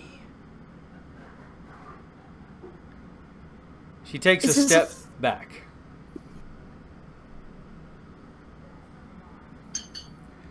Can I identify that as a fiend? What does Because that's what I'm getting at. What does your ability allow you to check on? I can check. So I have advantage on Wisdom survival checks to track Fey, fiends, and undead, as well as intelligence checks to recall information on them.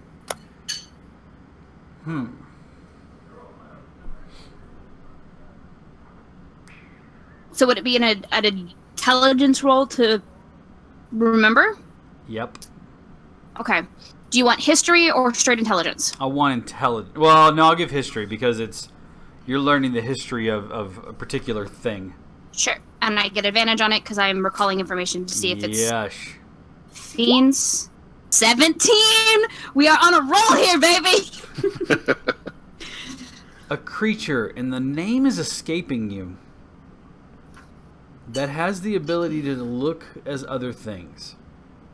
Control minds. Mimic others. And the name that pops into your head is a hag.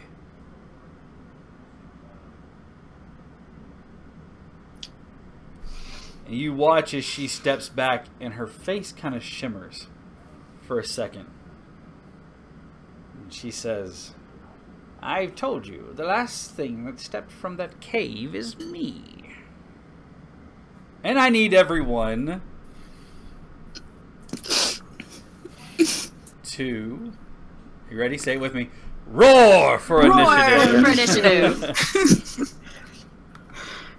Which my potion is still active, so I actually get a... Oh, Alright. gosh, I didn't click on my thing. Oh, no, I can add you. Don't worry about it. I can get you added on there. Okay. We're just going to right-click on Arneth and not be able to see the thing because it's way off there.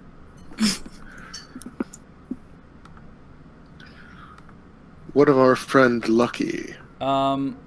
Lucky's hiding just inside the cave. He's like, no. Like, Fuck this. guys, do you see this thing? Did you see her face? That's not even cool, man. Give me just 1 second and I will remember where I put this thing.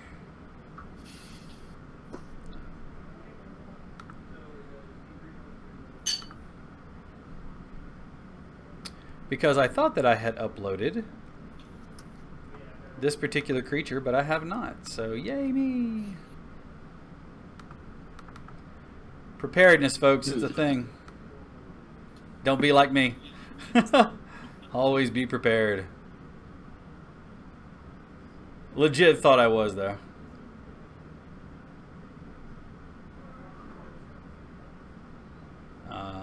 Oh, okay, because they actually put it under the color or the adjective that goes along with this thing.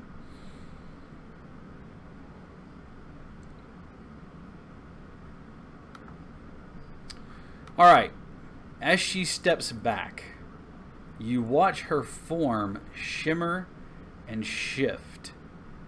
And before you stands a wretched-looking woman, green of skin, her face a haggard, tired-looking mess. Gray-white hair falls all the way down. A long, hawkish nose replacing the hawkish nose she already had. Long, bony arms. And she looks over at Barden and says, "Well, don't hesitate to attack them." And Barden will be played by the part of a bandit today.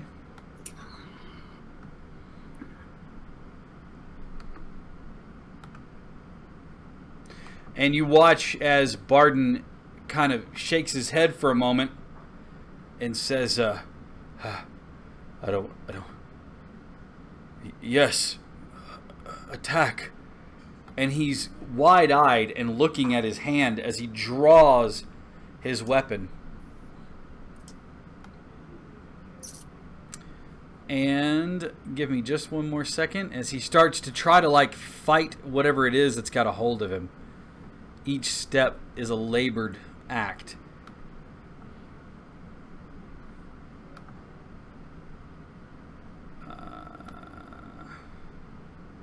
He slowly steps forward, step after laborious step, and she will roll for initiative first.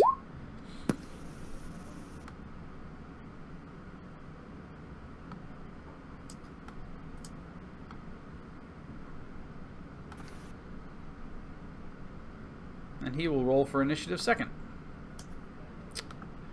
And then we will all play the game where we fight. Woo, yeah. All right. First up is her.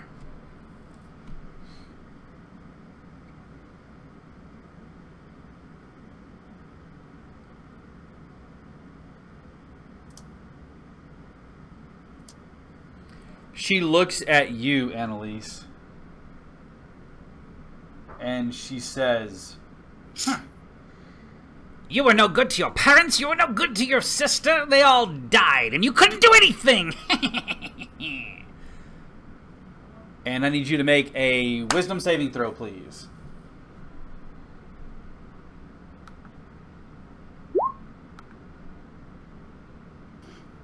Ooh, right. They don't have that on here. Boo, I say. The barbed tongue, the way that she says these things to you, it cuts like a knife.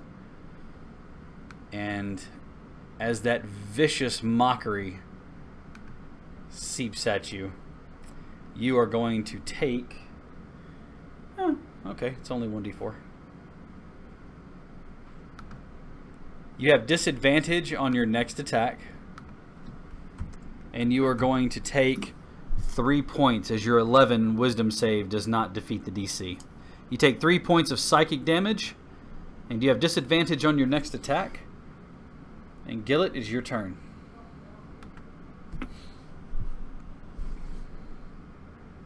I gotta go full hog. Go full hog. I like it. Nice. And that will not hit her armor class, though.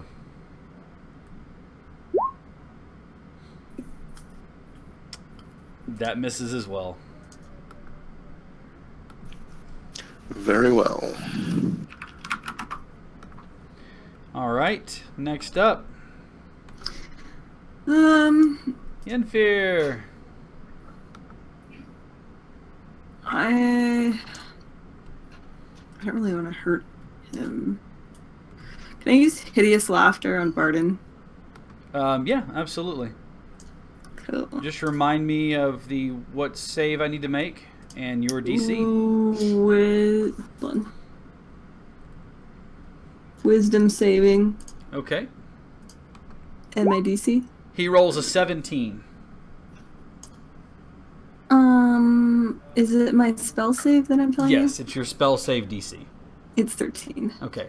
So you try to tell him a funny limerick to catch his mind and tickle him, laced with magical energies as you send it through the air. He looks at you for a second and goes, huh? Damn it. Doesn't seem to do anything else. Okay. All right. Do you have a bonus action that you would like to use?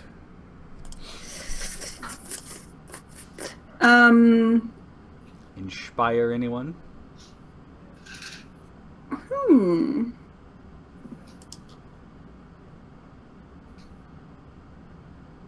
Yeah, I'm gonna use my inspiration on Annalise. All right. So Annalise, you have inspiration on your next roll, or within the next 20 minutes or 10 minutes, however long it lasts. All right. Barden moves forward. He looks so... you can see in his face, he is fighting his eyes. There's actually a little, tears at the edge of his eyes as he strains to do this and not attack you. And he swings his scimitar. And does a 9 hit? Does a 9 hit your AC, Annalise? No? Okay. No. Okay. No, not at all. He's straining to see you watch as he pulls the actual attack and almost looks like he intentionally swung and missed you. He kind of mouths at you, help. Annalise, it is your turn.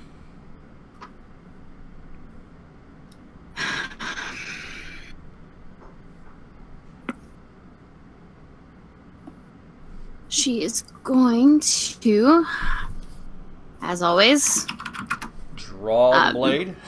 lay it across the hand All right. so it crackles with lightning. The thing. And then she is going to step here, not Okay. breaking, Yep. doesn't break threat range, Mm-hmm. and she is going to scream, "You know nothing of my family." All right. Done made you mad.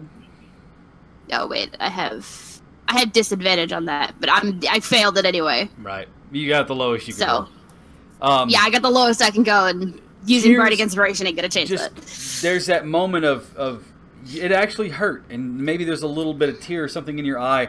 As you do that, you swing the sword, the saw cleaver down, and it just kind of passes just in front of her, but enough to give her a warning to hesitate on her next action as to what she says. Bonus action to activate the sword. Yeah, it's a bonus action to activate Okay, Crimson so Right. all right. Next up, Arneth. Okay, well, I guess I'll move right here. Okay. And I'm going to hit the ugly old lady with my longbow. All right. That The 16. the 16 does not hit. You watch as you fire the arrow, and she kind of almost pushes it out of the air right before it gets to her, breaking it, and it scatters on the ground. Not enough, dearie. You have a bonus action, and you have you have the remainder of your movement if you'd like to do anything. No. All right. Okay. Back to the top, and it is her turn. And she is all about you. She kind of looks pitifully at the poor monk who just completely missed him. And then slashes out at you with her claws, Annalise. 25? Oh, actually, it's a critical That'll because hit. she has advantage. Yep, and that'll hit. All right. You take 17 slashing damage as she brings these jagged-looking claws, taloned fingers across your chest, leaving deep furrows in the armor and in the skin. Jesus. She says, "You'll not take me so easily." Gillet, your turn. I'll have none of that. Miss.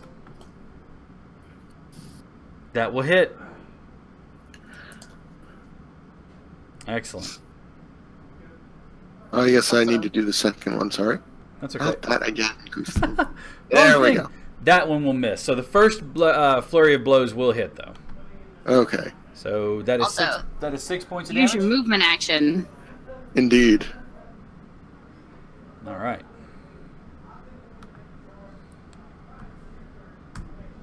All right. Let's see. That was your action. Your bonus action. You moved. And next up is Yenfear. Sorry, I clicked it twice. So, but next up is Yenfear. Dare I try it again? Oh, absolutely. You can do whatever you'd like to. Dare! Dare! As long as you've got the Okay. spell slots for it, you can try it again. Okay, I'm gonna try and cast Hideous Laughter again on Varden. On Barden. Tickle him. Yeah. All right. Wisdom saving throw. Yes. So 14. Son of a bitch, man! All right. So once again, maybe it was the limerick. So this time you actually tried like an actual joke. You flubbed the punchline, and even though your magic was in there, he just kind of looks at you and goes, "Huh? Ugh, Stop it." this isn't working. Yenfear, you watch as he kind of grits his teeth and steps over this way. It's a struggle as he tries to like move. Annalise, you can kind of get the idea that this was a deliberate action on his part. That he might not be under his own control, but he's trying his best. Because sometimes the world just needs good, honest men. Does an 11 hit your armor class, Annalise? No. He swings high, and again you watch as he strains the muscles and the veins in his meaty arms. And he draws it up at the last second into him, like the hilt into his own chest, so that the blade misses you, harmlessly cutting through the air. Annalise, it is your turn. Do not harm Barden. Focus on her. Take her out, and everything else will be fixed. All right. And she's going to attack with the saw cleaver. Excellent. Sorry, remind me. Is it a full action? Like a full turn action to drink from the horn? Or is it a bonus action? You can use it as a bonus action and get one pull off of it. One pull off it? Okay, cool. Yeah. And you can 14. use your full action to take 2 swigs, but that's Yeah. I mean that's your action, your bonus action. 14 does not hit. Again, Okay. you do that and you watch as it cuts the cloth, the sackcloth robe that she has on, but it doesn't seem to penetrate her skin at all. Mm-hmm. All right, so bonus action is you're going to use the horn to heal yourself up. Yeah, I was just switching it, so it was That's just fine. the... Why did that not go through? Don't know. You have his attack action. Can you click on drinking horn? That's what I did. It's not rolling the number. That's weird. Okay, so I'll do it manually. All right, we'll move on to Arneth, and while you do that. All right. Arneth. Gonna go for the longbow again. All right. 15. Unfortunately, again, this time you aim a little bit lower, quickly knock and fire your arrow, and it goes just underneath her arm through the robe. And actually, the fletching gets caught on the backside and kind of dips down a little bit. She shakes it, and it flops out on the dirt. Gosh darn it. It Okay. is her turn. Yep. What are you gonna do? You gonna bonus action? Can I move with the bonus action? You don't have to use your bonus action. You can move. You have 30 feet of movement in your turn every turn. So, Oops. and you can take them. You can move and fire. You can move 5 feet, fire, move 5 feet, stop. You can you can break your movement up. So you gonna move there? All right. Yeah. All right, and it is her turn. She looks back at Gillett, looks at Annalise, and glowers. She says, "You Stupid man, move back into position." And you hear him, sweat breaking on his brow. Never. Annalise, 13. She claws harmlessly at the air in front of you. And she just kind of looks around for a second. Gillett, it's your turn. You have advantage on your attacks. So I do. Miss. 10 out of 10 on that advantage. That's Nailed it. fantastic. That's better, though. All right, 22 will hit, and that is 3 more points of damage. Are you not going to use the flurry? You're just going to use the one strike? Not this time. Okay. You see her as you punch her in the back. She kind of stumbles forward. I'll deal with you in a moment. All right. Yenfir. Okay. Enough right. of that. I'm gonna move.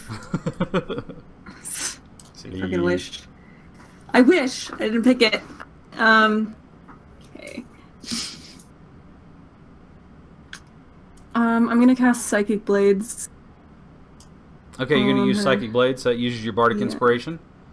Yep. Okay, so you're going to have to make a regular attack on her. And, okay, so unfortunately the 12 misses, so those Psychic Blades wouldn't have gone off. Rip. All right. All right. Action, you didn't really use your Psychic Blades because you didn't hit. I'm going to say you did not pump the Bardic Inspiration in there to make the extra damage. So you don't lose that Bardic Inspiration, but you also don't... You still have a bonus action, so you can do something else if you have something else to do.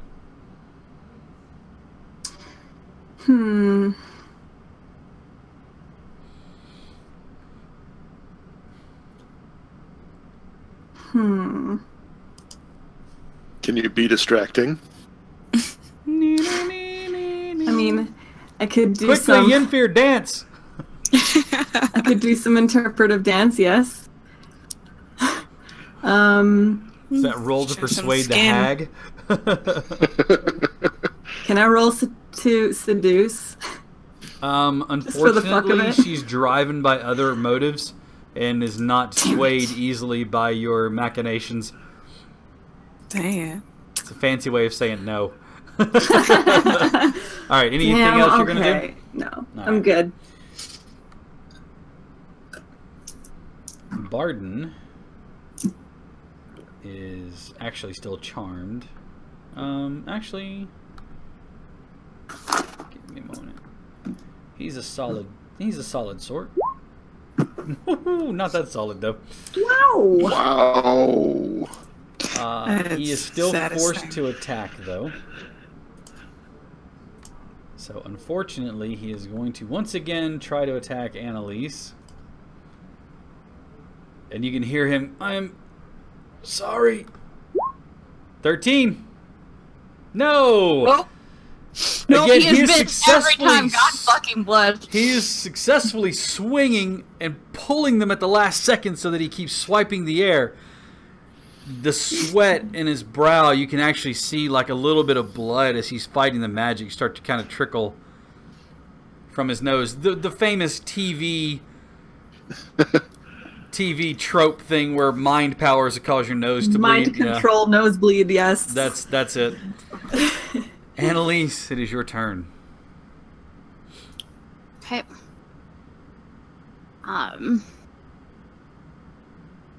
Going to use my bonus action, take the other swig of. Okay.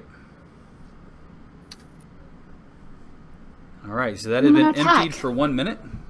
Yeah, that's empty. So that's empty for like 10 rounds now in combat. Yeah. 10 rounds of combat. Yeah. So she's gonna attack with the saw cleaver with advantage. Yes! 25 to hit. That will hit. Wow, nice.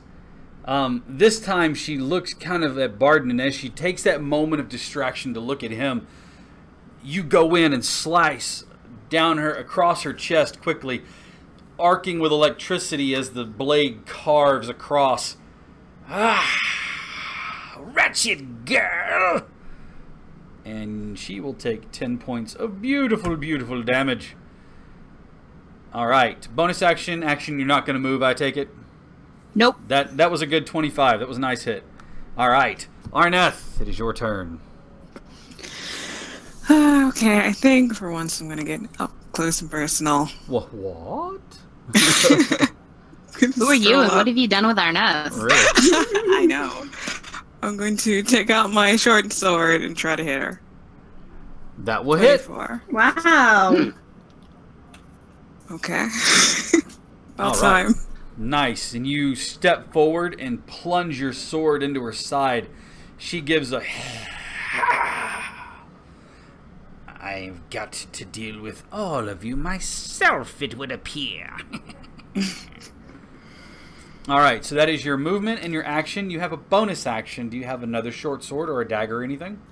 Yes, I do have another short So sword. as you were I can use moving, that? you kind of stowed your bow, drew your short sword, and drew your dagger, and I'll let you draw those as you move. So you can stab her with the dagger because it's 2 light weapons, 1 in each hand, and you can use those to attack. So you can attack her with your dagger if you'd like.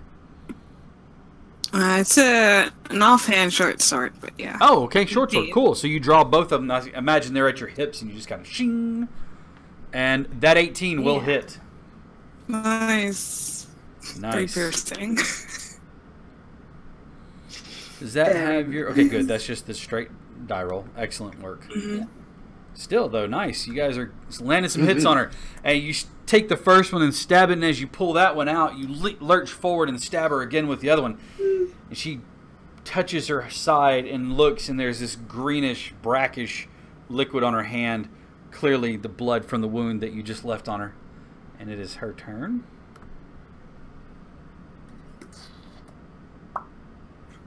You know, that's really kind of... She really doesn't have anything.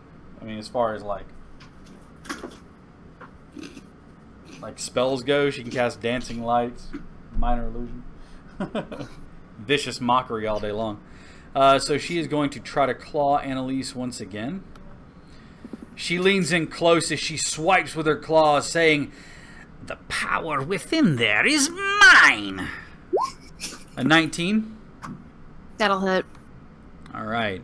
Finally finding perch inside of your armor, she digs her claws inside and pulls them back out. A little trail of blood along with the talons on her fingers. She takes them and goes and licks her fingertips. That is her turn. I'm down. You are unconscious. As she pulls her claws back out and licks them, you guys watch as Annalise's eyes roll and she slumps to the ground. I'm at 0. At unconscious. Yep. All right. 1 down, 3 to go. Gillett, it's your turn. You no longer have advantage unless you move to your right, because a downed opponent does not, or a downed ally does not give you advantage. Right. And that sounds like a pretty good idea. So I'll go ahead and move it here. Mm-hmm. And yeah, I'll just, yeah. All right. No, unfortunately, the 16 does not hit. Grr. That will hit, though. Go ahead and All right. 23 will hit with 6 bludgeoning damage. All right. As you flat palm her right in the back, and she kind of arcs her back at you, like ah. All right. Are you gonna? You have another one? Oh, great. 23 again. That will definitely hit. 5 more points of damage. She is not liking you and your strikes that you are doing to her. All right. Yenfear. Okay. I'm gonna crouch by Annalise. Mm-hmm. And I'm going to cast Cure Wounds. Excellent. All right, so go ahead and have you used all of your second level spells? Are you just casting it at first level? Yeah. Okay, so go ahead and cast Cure Wounds. Excellent. You get 6 healing back, or you get 6 hit points back from that, and that will bring you back to consciousness and stabilize. You are still on the ground though, so you'll have to use your movement to stand back up. Can I like drag her away? If you do, they'll get an attack of opportunity against you guys. So you can, but just so you know. No. All right. Yeah, that'll be my turn then. All right. Barden.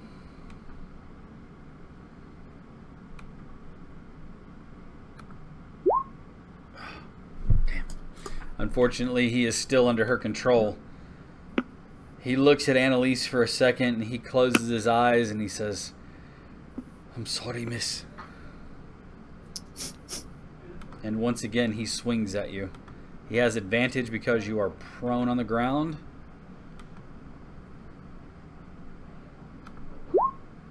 A 22 to hit. Oh. That'll hit. And you take 7 slashing damage, so you are back unconscious again. And he says, you can see like his eyes are filled with tears as he takes and he says, "I can't control it." And he swings down and lays the blade into you, pulling it back, drawing a line of red across your stomach.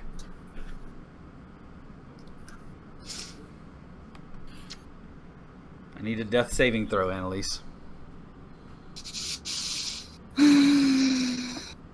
Alright, and with a 7, that's 1 failure. Arneth.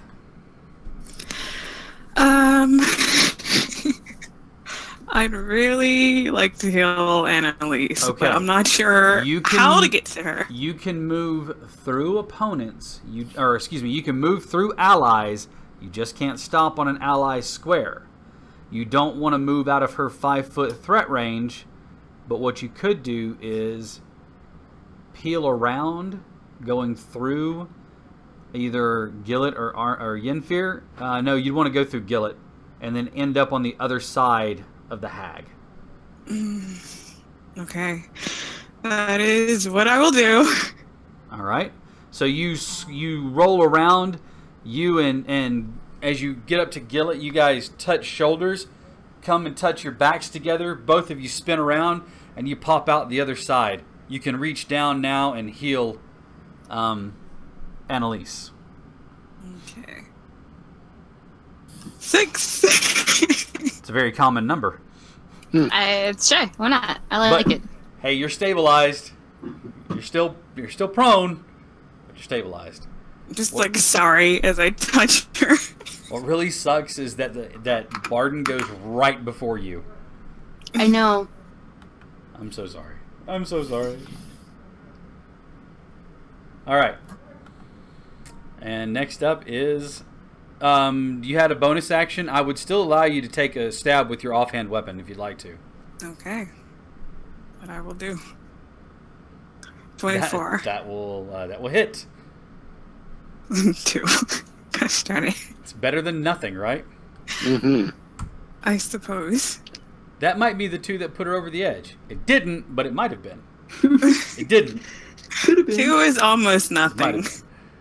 But it is still better. One than is nothing. almost or nothing. All right, Gillet, it is your turn. Again, you have advantage.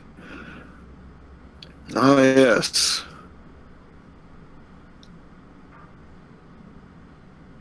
All right, that will hit with a 22, and yes, the 8 damage as you pierce her with your short sword.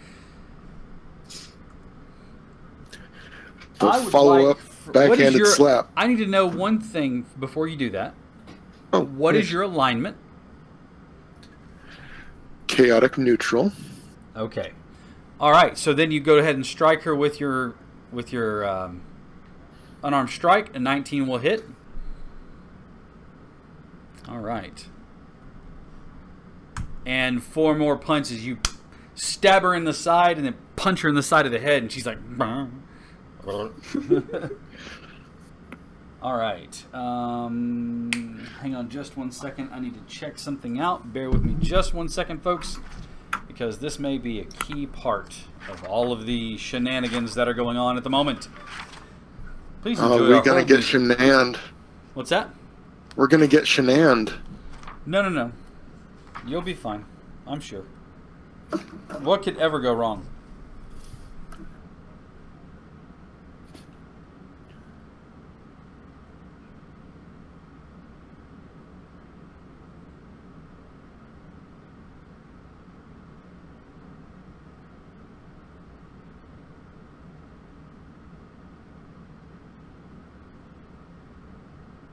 Cool. All right, so it doesn't work like a charm spell where they have to concentrate on it. So that's womp womp. All right. So I think I took that 4 off. So yeah. All right. Next up is Yenfir. You have okay. advantage on attacks. All right. I'm gonna attack with my rapier and my dagger. Go for it. Wait, hold on. Okay. Yes.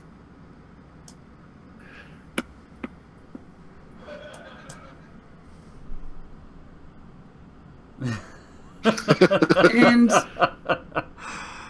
all right. You have advantage, so the 23 hits. Unfortunately, the 16 does not. So the rapier does strike. can I burn an inspiration for psychic You may burn blades? an inspiration and put the psychic damage in there. All right. So, watching your friend fall, Damn, that perfect damage on those psychic blades, Right? though. watching the Right. control of this very nice man, watching this hag just ruin everything. You grit your teeth, bare your yin-firish fangs, and stab forward. And as you do so, stepping up with the blade all the way to the hilt, the blade protruding from the other side of the hag, do you have any parting words for this creature? See you in hell, bitch.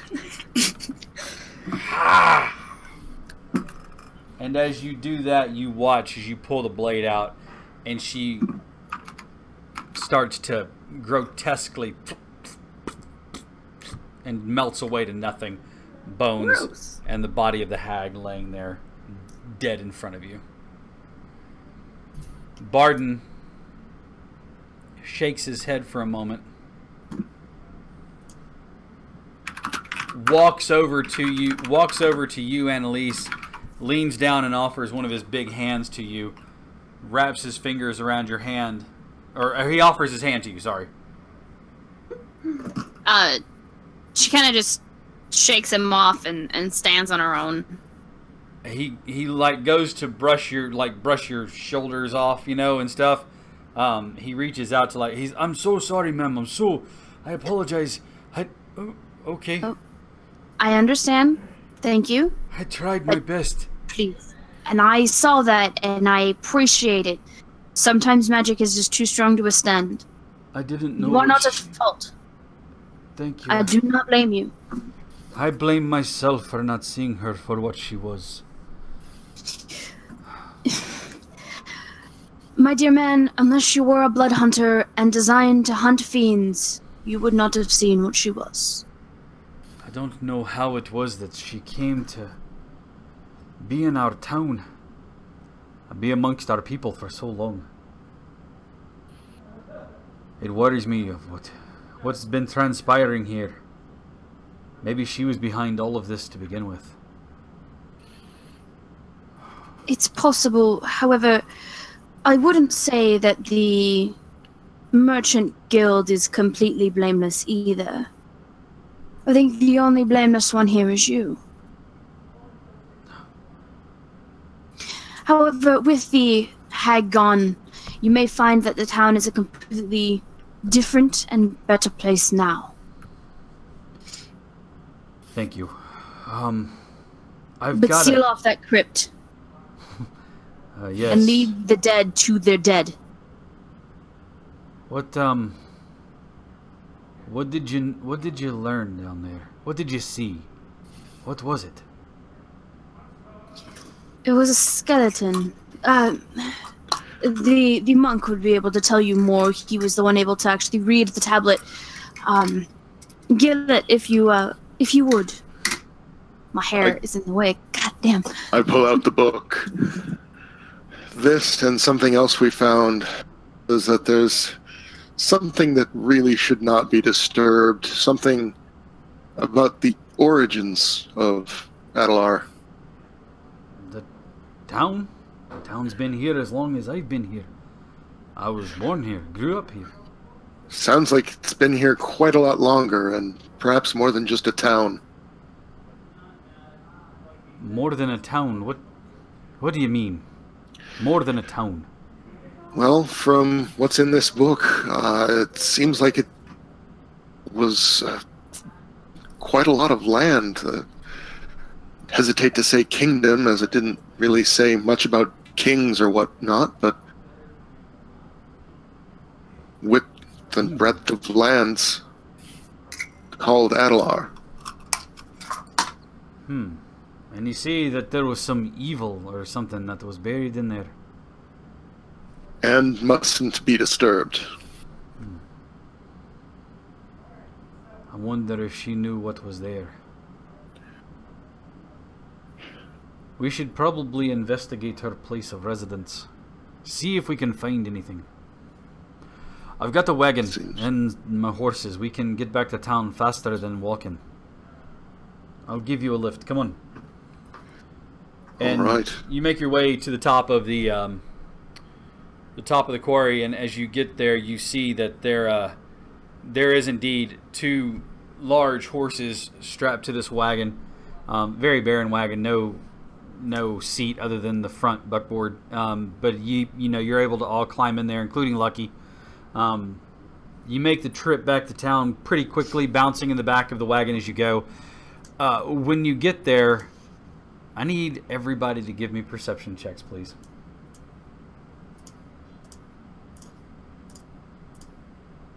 Okay, Gillett is a 19, Chief with a 9. Yenfear with a 10. I need to check something with my mutagen. Hang on. Okay. Because I think I have disadvantage on perception checks. All right. Give me a second. It shouldn't take me long. I have it saved on my phone for this exact reason. Poor Arnef. Arnef gets the love. Yeah, poor me. Yeah, poor me. So I have terrible. disadvantage on. Shut up. All right. There are some alarming clouds of smoke over the town. That's not good. You can say that again. You notify Barden, and driving the horses even faster. You scream down the road, the hooves clocking off of the stone, making it bouncing out. There's a couple of times where you think you're about to fall out of the actual wagon. You're gripping the sides, trying to hold on. As you come up there, you can see that there are not all of, but several of the buildings are on fire. People are scrambling to put them out. Chiefly, the marketplace is on fire. One of the houses and the Merchants Guild Hall is on fire. People are quickly going to get the buckets and throwing water, and they're making a bucket brigade from the well that's in the town, and, you know, running quickly and throwing water, trying to get the water, trying to get the fires put out. People are there banking them down, trying to get them out.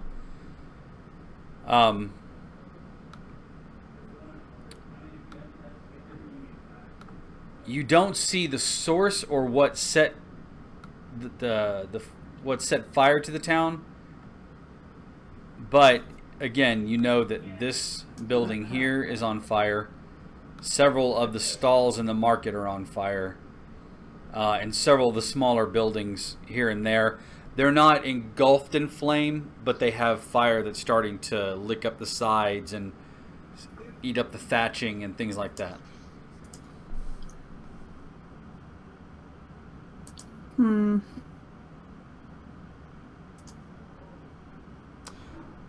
This building right here that's on fire is actually the Merchant Hall. I see that somebody asked. That building is the Merchant Hall. It is on fire. The roof is mainly what you can see on fire. You don't see anything that has to do with the walls, but the roof is definitely on fire, and the marketplace, and again, some of the smaller buildings have a little bit that's starting. It looks like you guys got here before it could really spread completely over.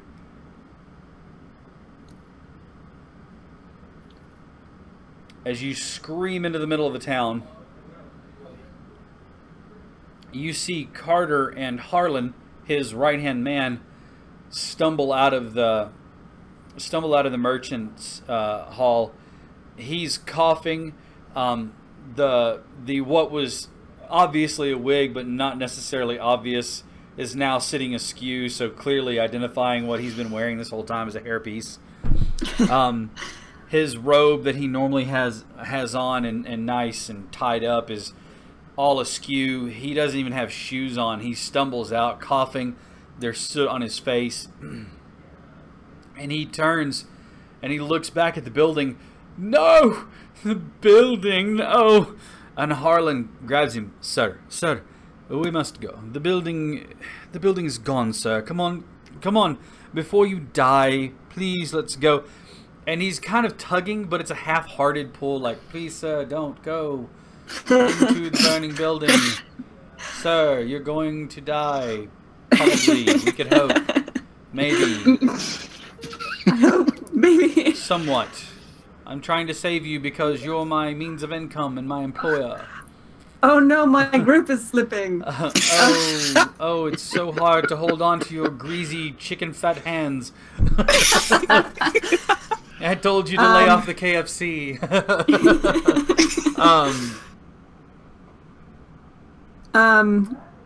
The mayor's hall, the mayoral office, the one that's across the street from there, is untouched.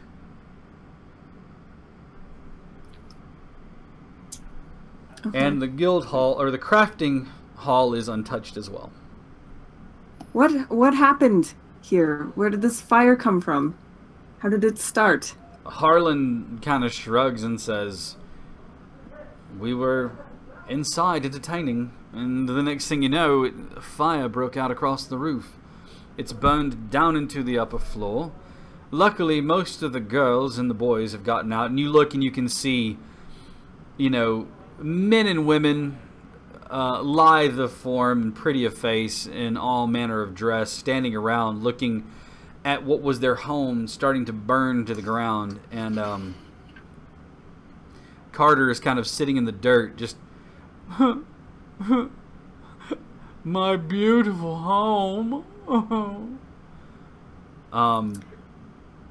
Can I at least walk up and slap him? Absolutely. Okay. And roll to attack. You have advantage because he's on the ground, technically. Okay. Are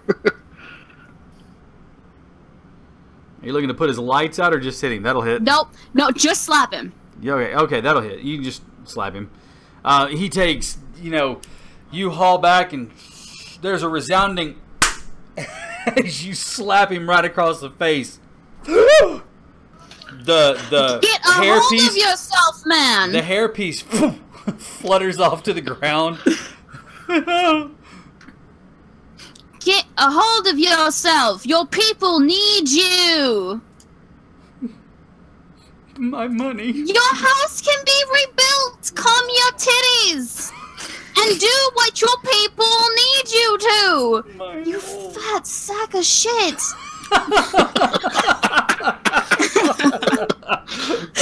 She is so unbelievably done with this entire town. Annalise, how about you just leave the diplomacy to me? Go take a nap or something. God's sake. Now, organize your people. You may be able to salvage something if you get moving. Harlan looks at you and says, You're wasting your breath. What can I do to start and help? What should we do?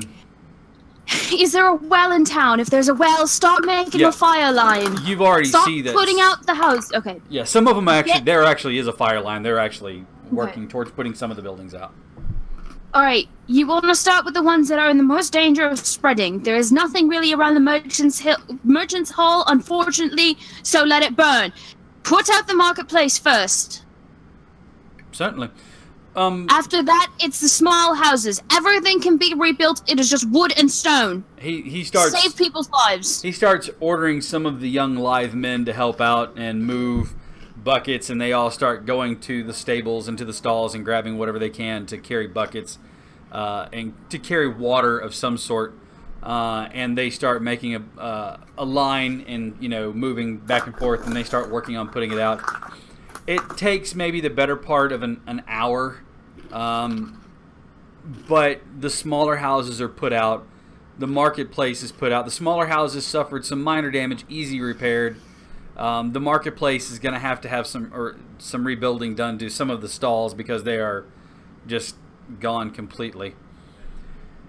The merchant hall that they were working on, unfortunately, the top floor, the roof, everything is just completely cinder and ash and gone. The first floor is mostly intact. There's some damage done, and you watch as you kind of help everybody put out fires here and there. The merchant, you look back to see Carter. In one hand, he is clutching his toupee, his wig, and in the other hand, he's clutching like one half of a saddlebag, you know, so like this big pouch, and he's walking through with one slipper on, the other slipper is on, but it's a burned mess. His robe is now singed at the ends. He's like just kind of milling around the building, looking at things and going, I lost everything. I have no money. And he shakes the purse. Well, I have some money. There's no wine. All of my beautiful children are out in the dirt. Look at them. And you look, and there's one, you know, all of the young people that were working for him, they just kind of look at him and are like Harlan was, they just kind of all shake their heads. The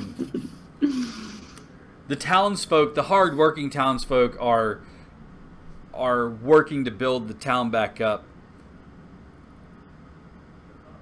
Nothing from the mayor's office has come about. No one has gone into or out of the mayoral office, the town hall, the meeting area. As a matter of fact, you don't see that's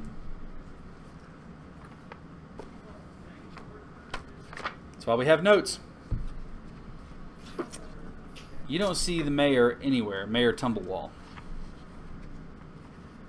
You said the man's name was Harland, right? Right, the man who was working for Carter Willis. Yes. Okay. Harlan, where's the mayor? Well, I suppose at this hour he'd be inside of the office. It's where he kind of sleeps, takes his meals, does most of his work. Poor dear, his wife passed on several years ago, and he just kind of mills about mostly. Okay. I would suspect at this hour. Odd. And you see him kind of trot over to the mayor's office. She's gonna stride over with him, just hauling back on that drinking horn again. Yeah, heels. You know, since you guys were riding and not really doing anything, I'll let you get a short rest in. So if you want to spend some dice, cool, to restore health, that's fine. Oh, nice. Oh yes. All of them. Yeah. He walks in, and then he, even better, Jack with the double bangs there. Cool. I'm not back up to full. He stumbles back out. Annalise, you need to see this. She will stride forward towards the mayor's house. As you walk in, the room is cold and dark. The mayor is sitting on the throne, the chair. You see at first he's dead. The way he's sitting there, his head slumped forward. And as you walk in, you see him lift his head, and he kind of gives a smile. Hello. It's really good that you came back. Little fleck of blood. Unfortunately, it seems you all were a bit too late.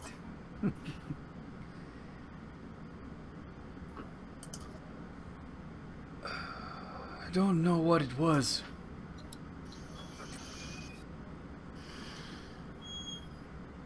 The hag... And again, flecks come out. I realized too late what she was. And he reaches down and he pulls his hand back, and the crimson shines in just the moonlight. You can see the liquid on his hands. Her final words were that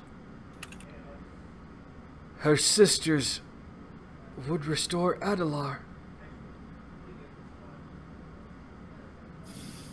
I'm sorry. I don't know what that means. It's okay, sir. Go to your final rest. Go. Wait. Did you walk up to him? Like, are you up at him? She's not touching him. No, but he reaches out and touches you. And he says, go to the Acadium in Lanceport. Find what you can. And his hand slips down and it falls to rest. He takes one more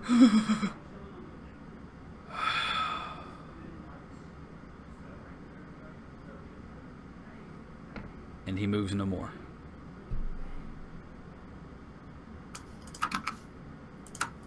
Did he die with his eyes open? He did. She will reach out and just gently move his eyelids down so that his eyes are closed. All right. I need you to give me another history check using your knowledge of monsters. So my Hunter's Bane. Yes. That's what So I I get advantage on my history check. You do. Alright. 11. Something about sisters. Something about the sisters kind of has a nagging in your head. You can't quite recall what it is, but you know it's just there on the back of your... It's like that one... It's a thought that won't go away. It's something that's bothering you.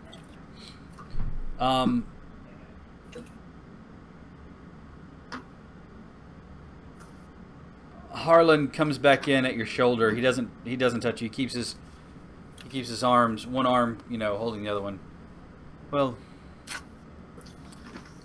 looks like we'll be needing a new mayor as well. Okay, so play your question to the DM, just because I'm not sure. Yeah. How much authority does this adventurer's writ actually give us? Mostly it's to prove that you have the approval and the right by law to go into dungeons and to take spoils from those locations as payment for your risk. If somebody says, ooh, that's a very nice item you have on you, do you have a writ of adventure that proves you actually can own that, or do you have writ of ownership?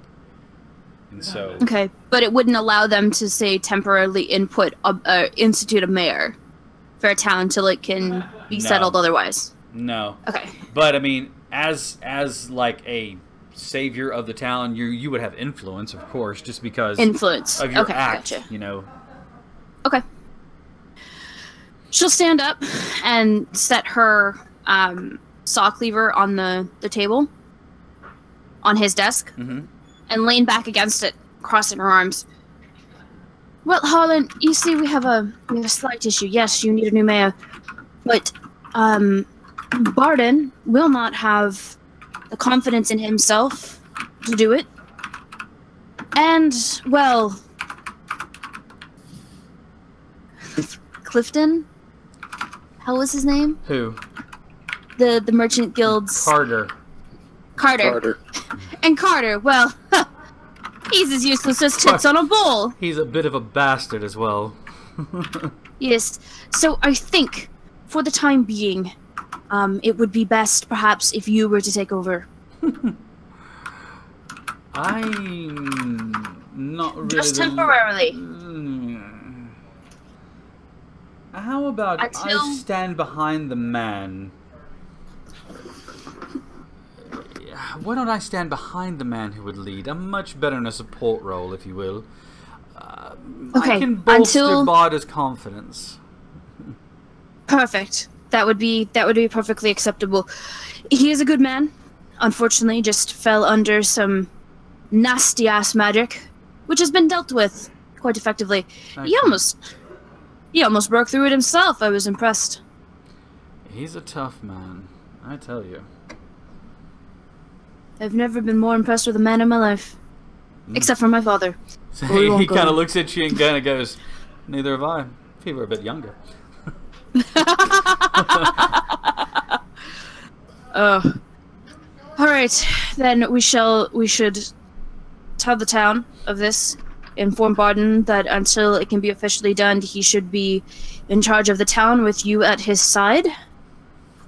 Sure. And hopefully Carter won't cause too much of a ruckus. Carter wouldn't want the spot anyways.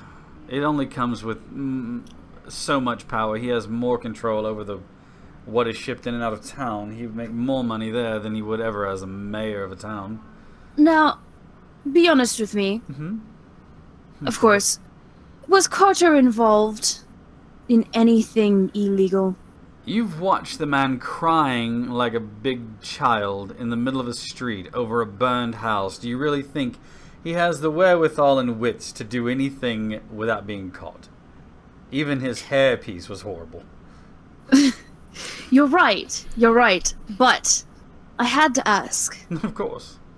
You know, No. because the bandits, knowing exactly what they were taking, seemed a little suspicious.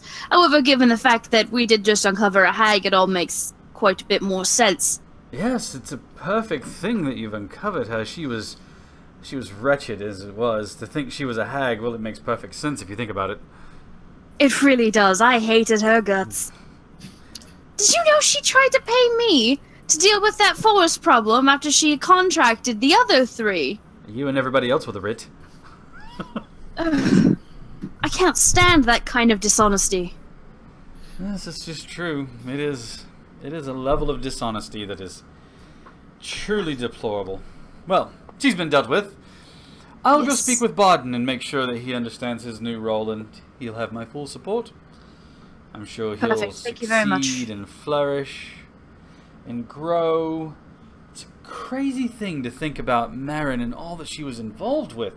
What was she after all? I only caught a little bit of what the mayor said. Unfortunately, it was so quiet, and I was in the back of the room. Yes, there was a... I don't know. There's some magic in that cavern. I would prefer if it was just sealed off. I'll Until make we can sure. find out more. We're gonna... Yes. I believe our next spot will be Lanceport to find out more information. Of course. I'm just to make sure that I understand, and for the best of the town, sealing off the cavern, was there anything of importance in there? There was some information. I believe that the elf and the monk were able to Right. maybe collect some of the information. You might want to go talk to them. Oh, They might be able to give you a better idea. However, while they were going through all that information, well, Marin decided that she wanted to get caught. And I heard her behind us, and, well, we gave chase. That is a strange thing indeed.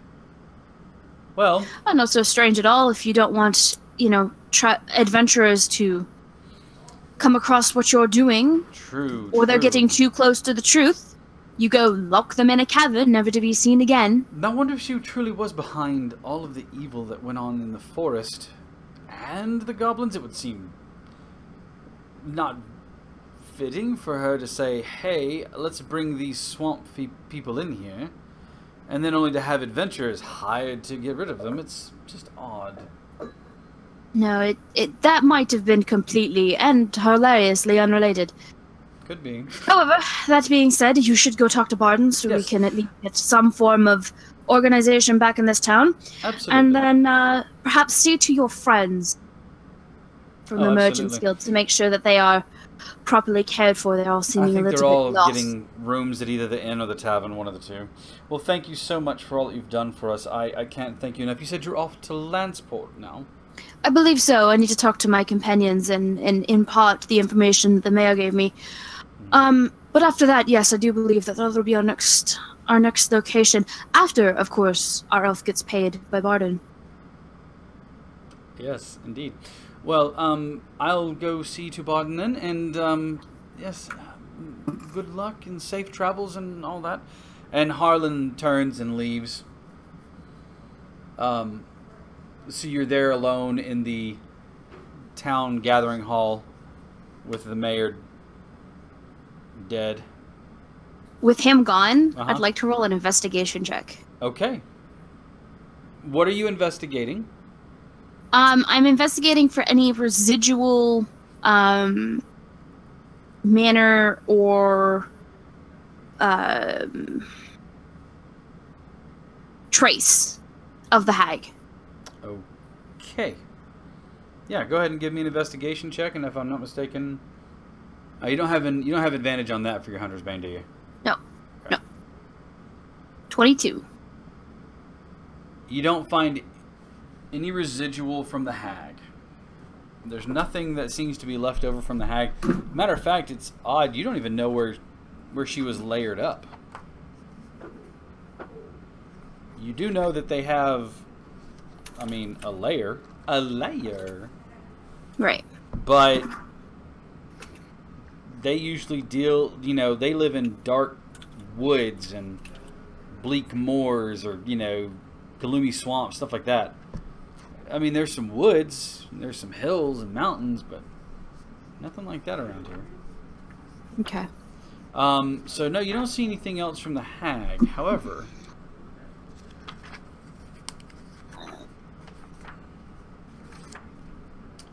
you do get a sense of something else.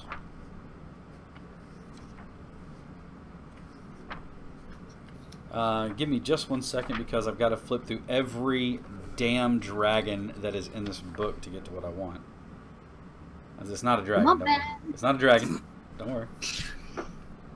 He says before a dragon just lands on dragon. the mayoral office, Surprise! crushing me inside. Surprise! It's not a dragon. Surprise, It's two dragons. It's several. It's a beholder dragon. A behagen. A Bahagan. Surprise, bitch! A Dragolder. Jesus, Oh that my would be God. terrifying. All right. So it's around now that Gillet's thinking to himself, wait a minute, I had a spit handshake with that hag. Ugh. You want me to cut it off now, or shall we look for another way? Just a light burning will be fine, I'm sure. All right.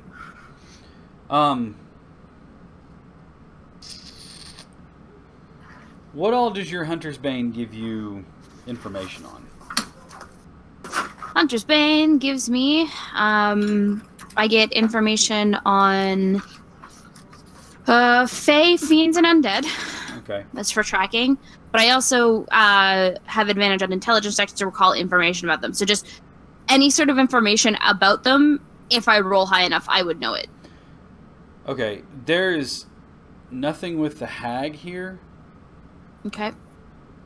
but there's something else. But it's not something that you studied familiar. In your training, you learn to deal with all sorts of beasties, goblins, ghouls, all sorts of things.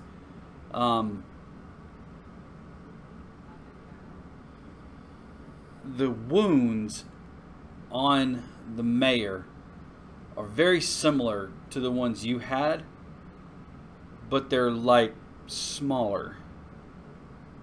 They don't seem to be as big as Marin was. Her fingers were spread apart, the claws dug in deep. These seem to be made by a smaller hand.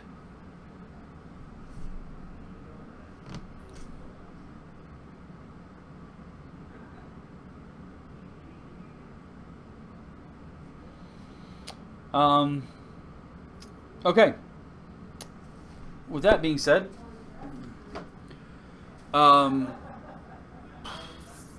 Gillet, you have a deal.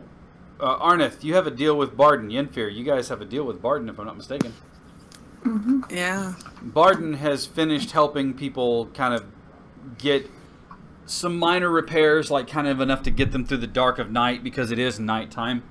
Like I said, helps them get through the rest of the night. He's standing there and he's wiping his hands on his pants, kind of cleaning off. He's got soot on his face. His super short hair is just kind of mussed anyway. I mean, it's kind of hard to muss it because it's super short, but he strokes the the light still on his face. Says, I believe we had a deal. You were going to give me those goblin ears, if I'm not mistaken. Yeah. Yeah. I really Here's don't what we want them. have. Just count them out and I'll make sure you get paid for them. Oh, I have 5 pairs. I didn't grab any. Nor I. You have 5 pairs? Yeah, I took Annalise's. She gave them to me. Lucky says, I've got some! Hand them over. Why? Because it was No. our mission. Please What do you hand want them over. for? Pretty was- please. Okay.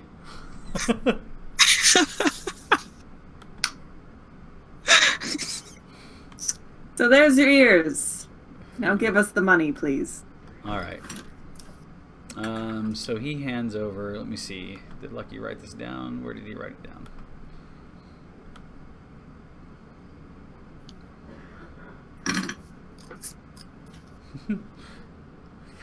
I forgot the urchin gets a pet mouse. Alright. He didn't jot it down, so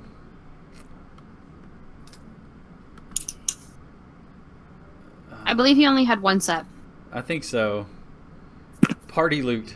Should have been writing this on the party loot. Alright, he hands over a set. So you have a total of what, 6 sets of ears? 6 sets. He says, what did we agree on? Was it 3? Yes. Yes, it was. Arneth the honest. Yenfear's like, and Arneth goes, yes. Yes. Remember we talked? An No. ear. It was 3 an ear. Alright. So you have a total of 12 ears, Mm-hmm. right? At 3 gold each, he hands you over, he counts it out, and he hands you over 36 gold in a pouch, and he hands that to Yenfear. Perfect. A deal's Thank a deal. you. I'll honor my deals. We could use your help around the town, cleaning up and making good with some of the work here. Unless, of course, you have other plans. I know that Marin's going to leave a rather large gap, and apparently I'm the mayor. Don't know how I got roped into that. Well, this town deserves somebody honest. I liked the mayor. He was a good man. He'll be missed. Well, we'll have to talk to the rest of the party before we agree to anything. well, I don't see a problem. Well, hopefully Harlan will steer me right. I'll just try to use my best judgment. But if you're going on to Lansport, make sure you stop. Make sure you have supplies. I'll make sure my people kit you out with what you need for travel, rations, bedrolls, anything that you might need. It's the least we can do to repay you for all that you've done for us, helping us with the fires and that business with Marin. I swear she was a different woman at one time. It's like, I don't know, like that wasn't her. That was something else. You're saying that you suppose that Marin is somewhere else and the hag was just impersonating her? I believe the hag was impersonating her, but I'm loath to think that she's alive. I'm loath to think she's dead. I'm likely to think she is dead. I don't believe the hag would leave her alive. It doesn't warrant her any good. But I can't fix that now. Well, good luck in your travels. If you ever by this way again, make sure you stop by and check in on us. Of course. And with that, he offers his hand to each of you and, claps forearms with those who would take the offer. He bids you good night and then heads into the merchant hall where he sleeps, or not the merchant hall, excuse me, the crafting hall where he sleeps and makes his bed. And with that, we'll call it a night. You've ended the troubles in Adalar. Congratulations. Everybody will now be level 4. Excellent. Level up. Bum, bum, bum, bum. All right. Next week you will set off on the road to Adalar. On the road to Lanceport. And we're going to give everybody a brief reminder of what this place looks like. And you can zoom in on your own screen and see Adalar down here. Not quite at the coastline. So you want to head over there. We're not There's head towards Adalar. Lanceport. The road leads north and north and west toward Reed Song, and from Reed Song you can head to Lanceport, which sits on the coast and apparently has one of the Grand Acadiums, one of the centers for collected knowledge, a library, university, kind of an all-around thing. All sorts of study and history and knowledge is gathered at the Grand Acadiums, where the lore masters keep are kind of keepers of the knowledge, the Grand Maesters and the lore masters. With that, though, next week we will be doing the drawing, so thank you all for everybody for hanging out with us. Again, I am Heath, Captain Sack. We've had Maddie as Annalise, Jack as Yenfear, Steve as Gillet, Chief as Arneth, and Ryan is Lucky, who couldn't be with us tonight due to internet issues, but we will make sure that he is up to speed and up to his shenanigans next week, hopefully. Anybody have any announcements? Everybody going to be here next week, or are we going to...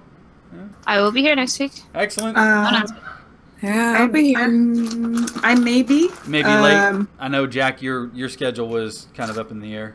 Yeah, I might be And late. Steve, but I think you my have class, damnedest. so you may or may not be late, or it's understandable.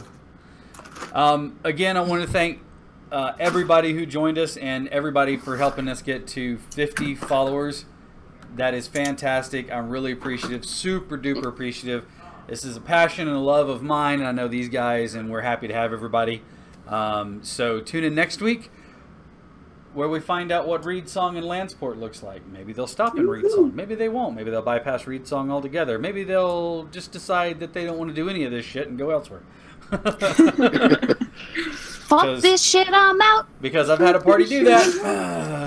You're like, oh, okay. So anyways, thanks a lot, guys. Have a great night. And till then, we'll see you next time when we'll all roar for initiative. Roar.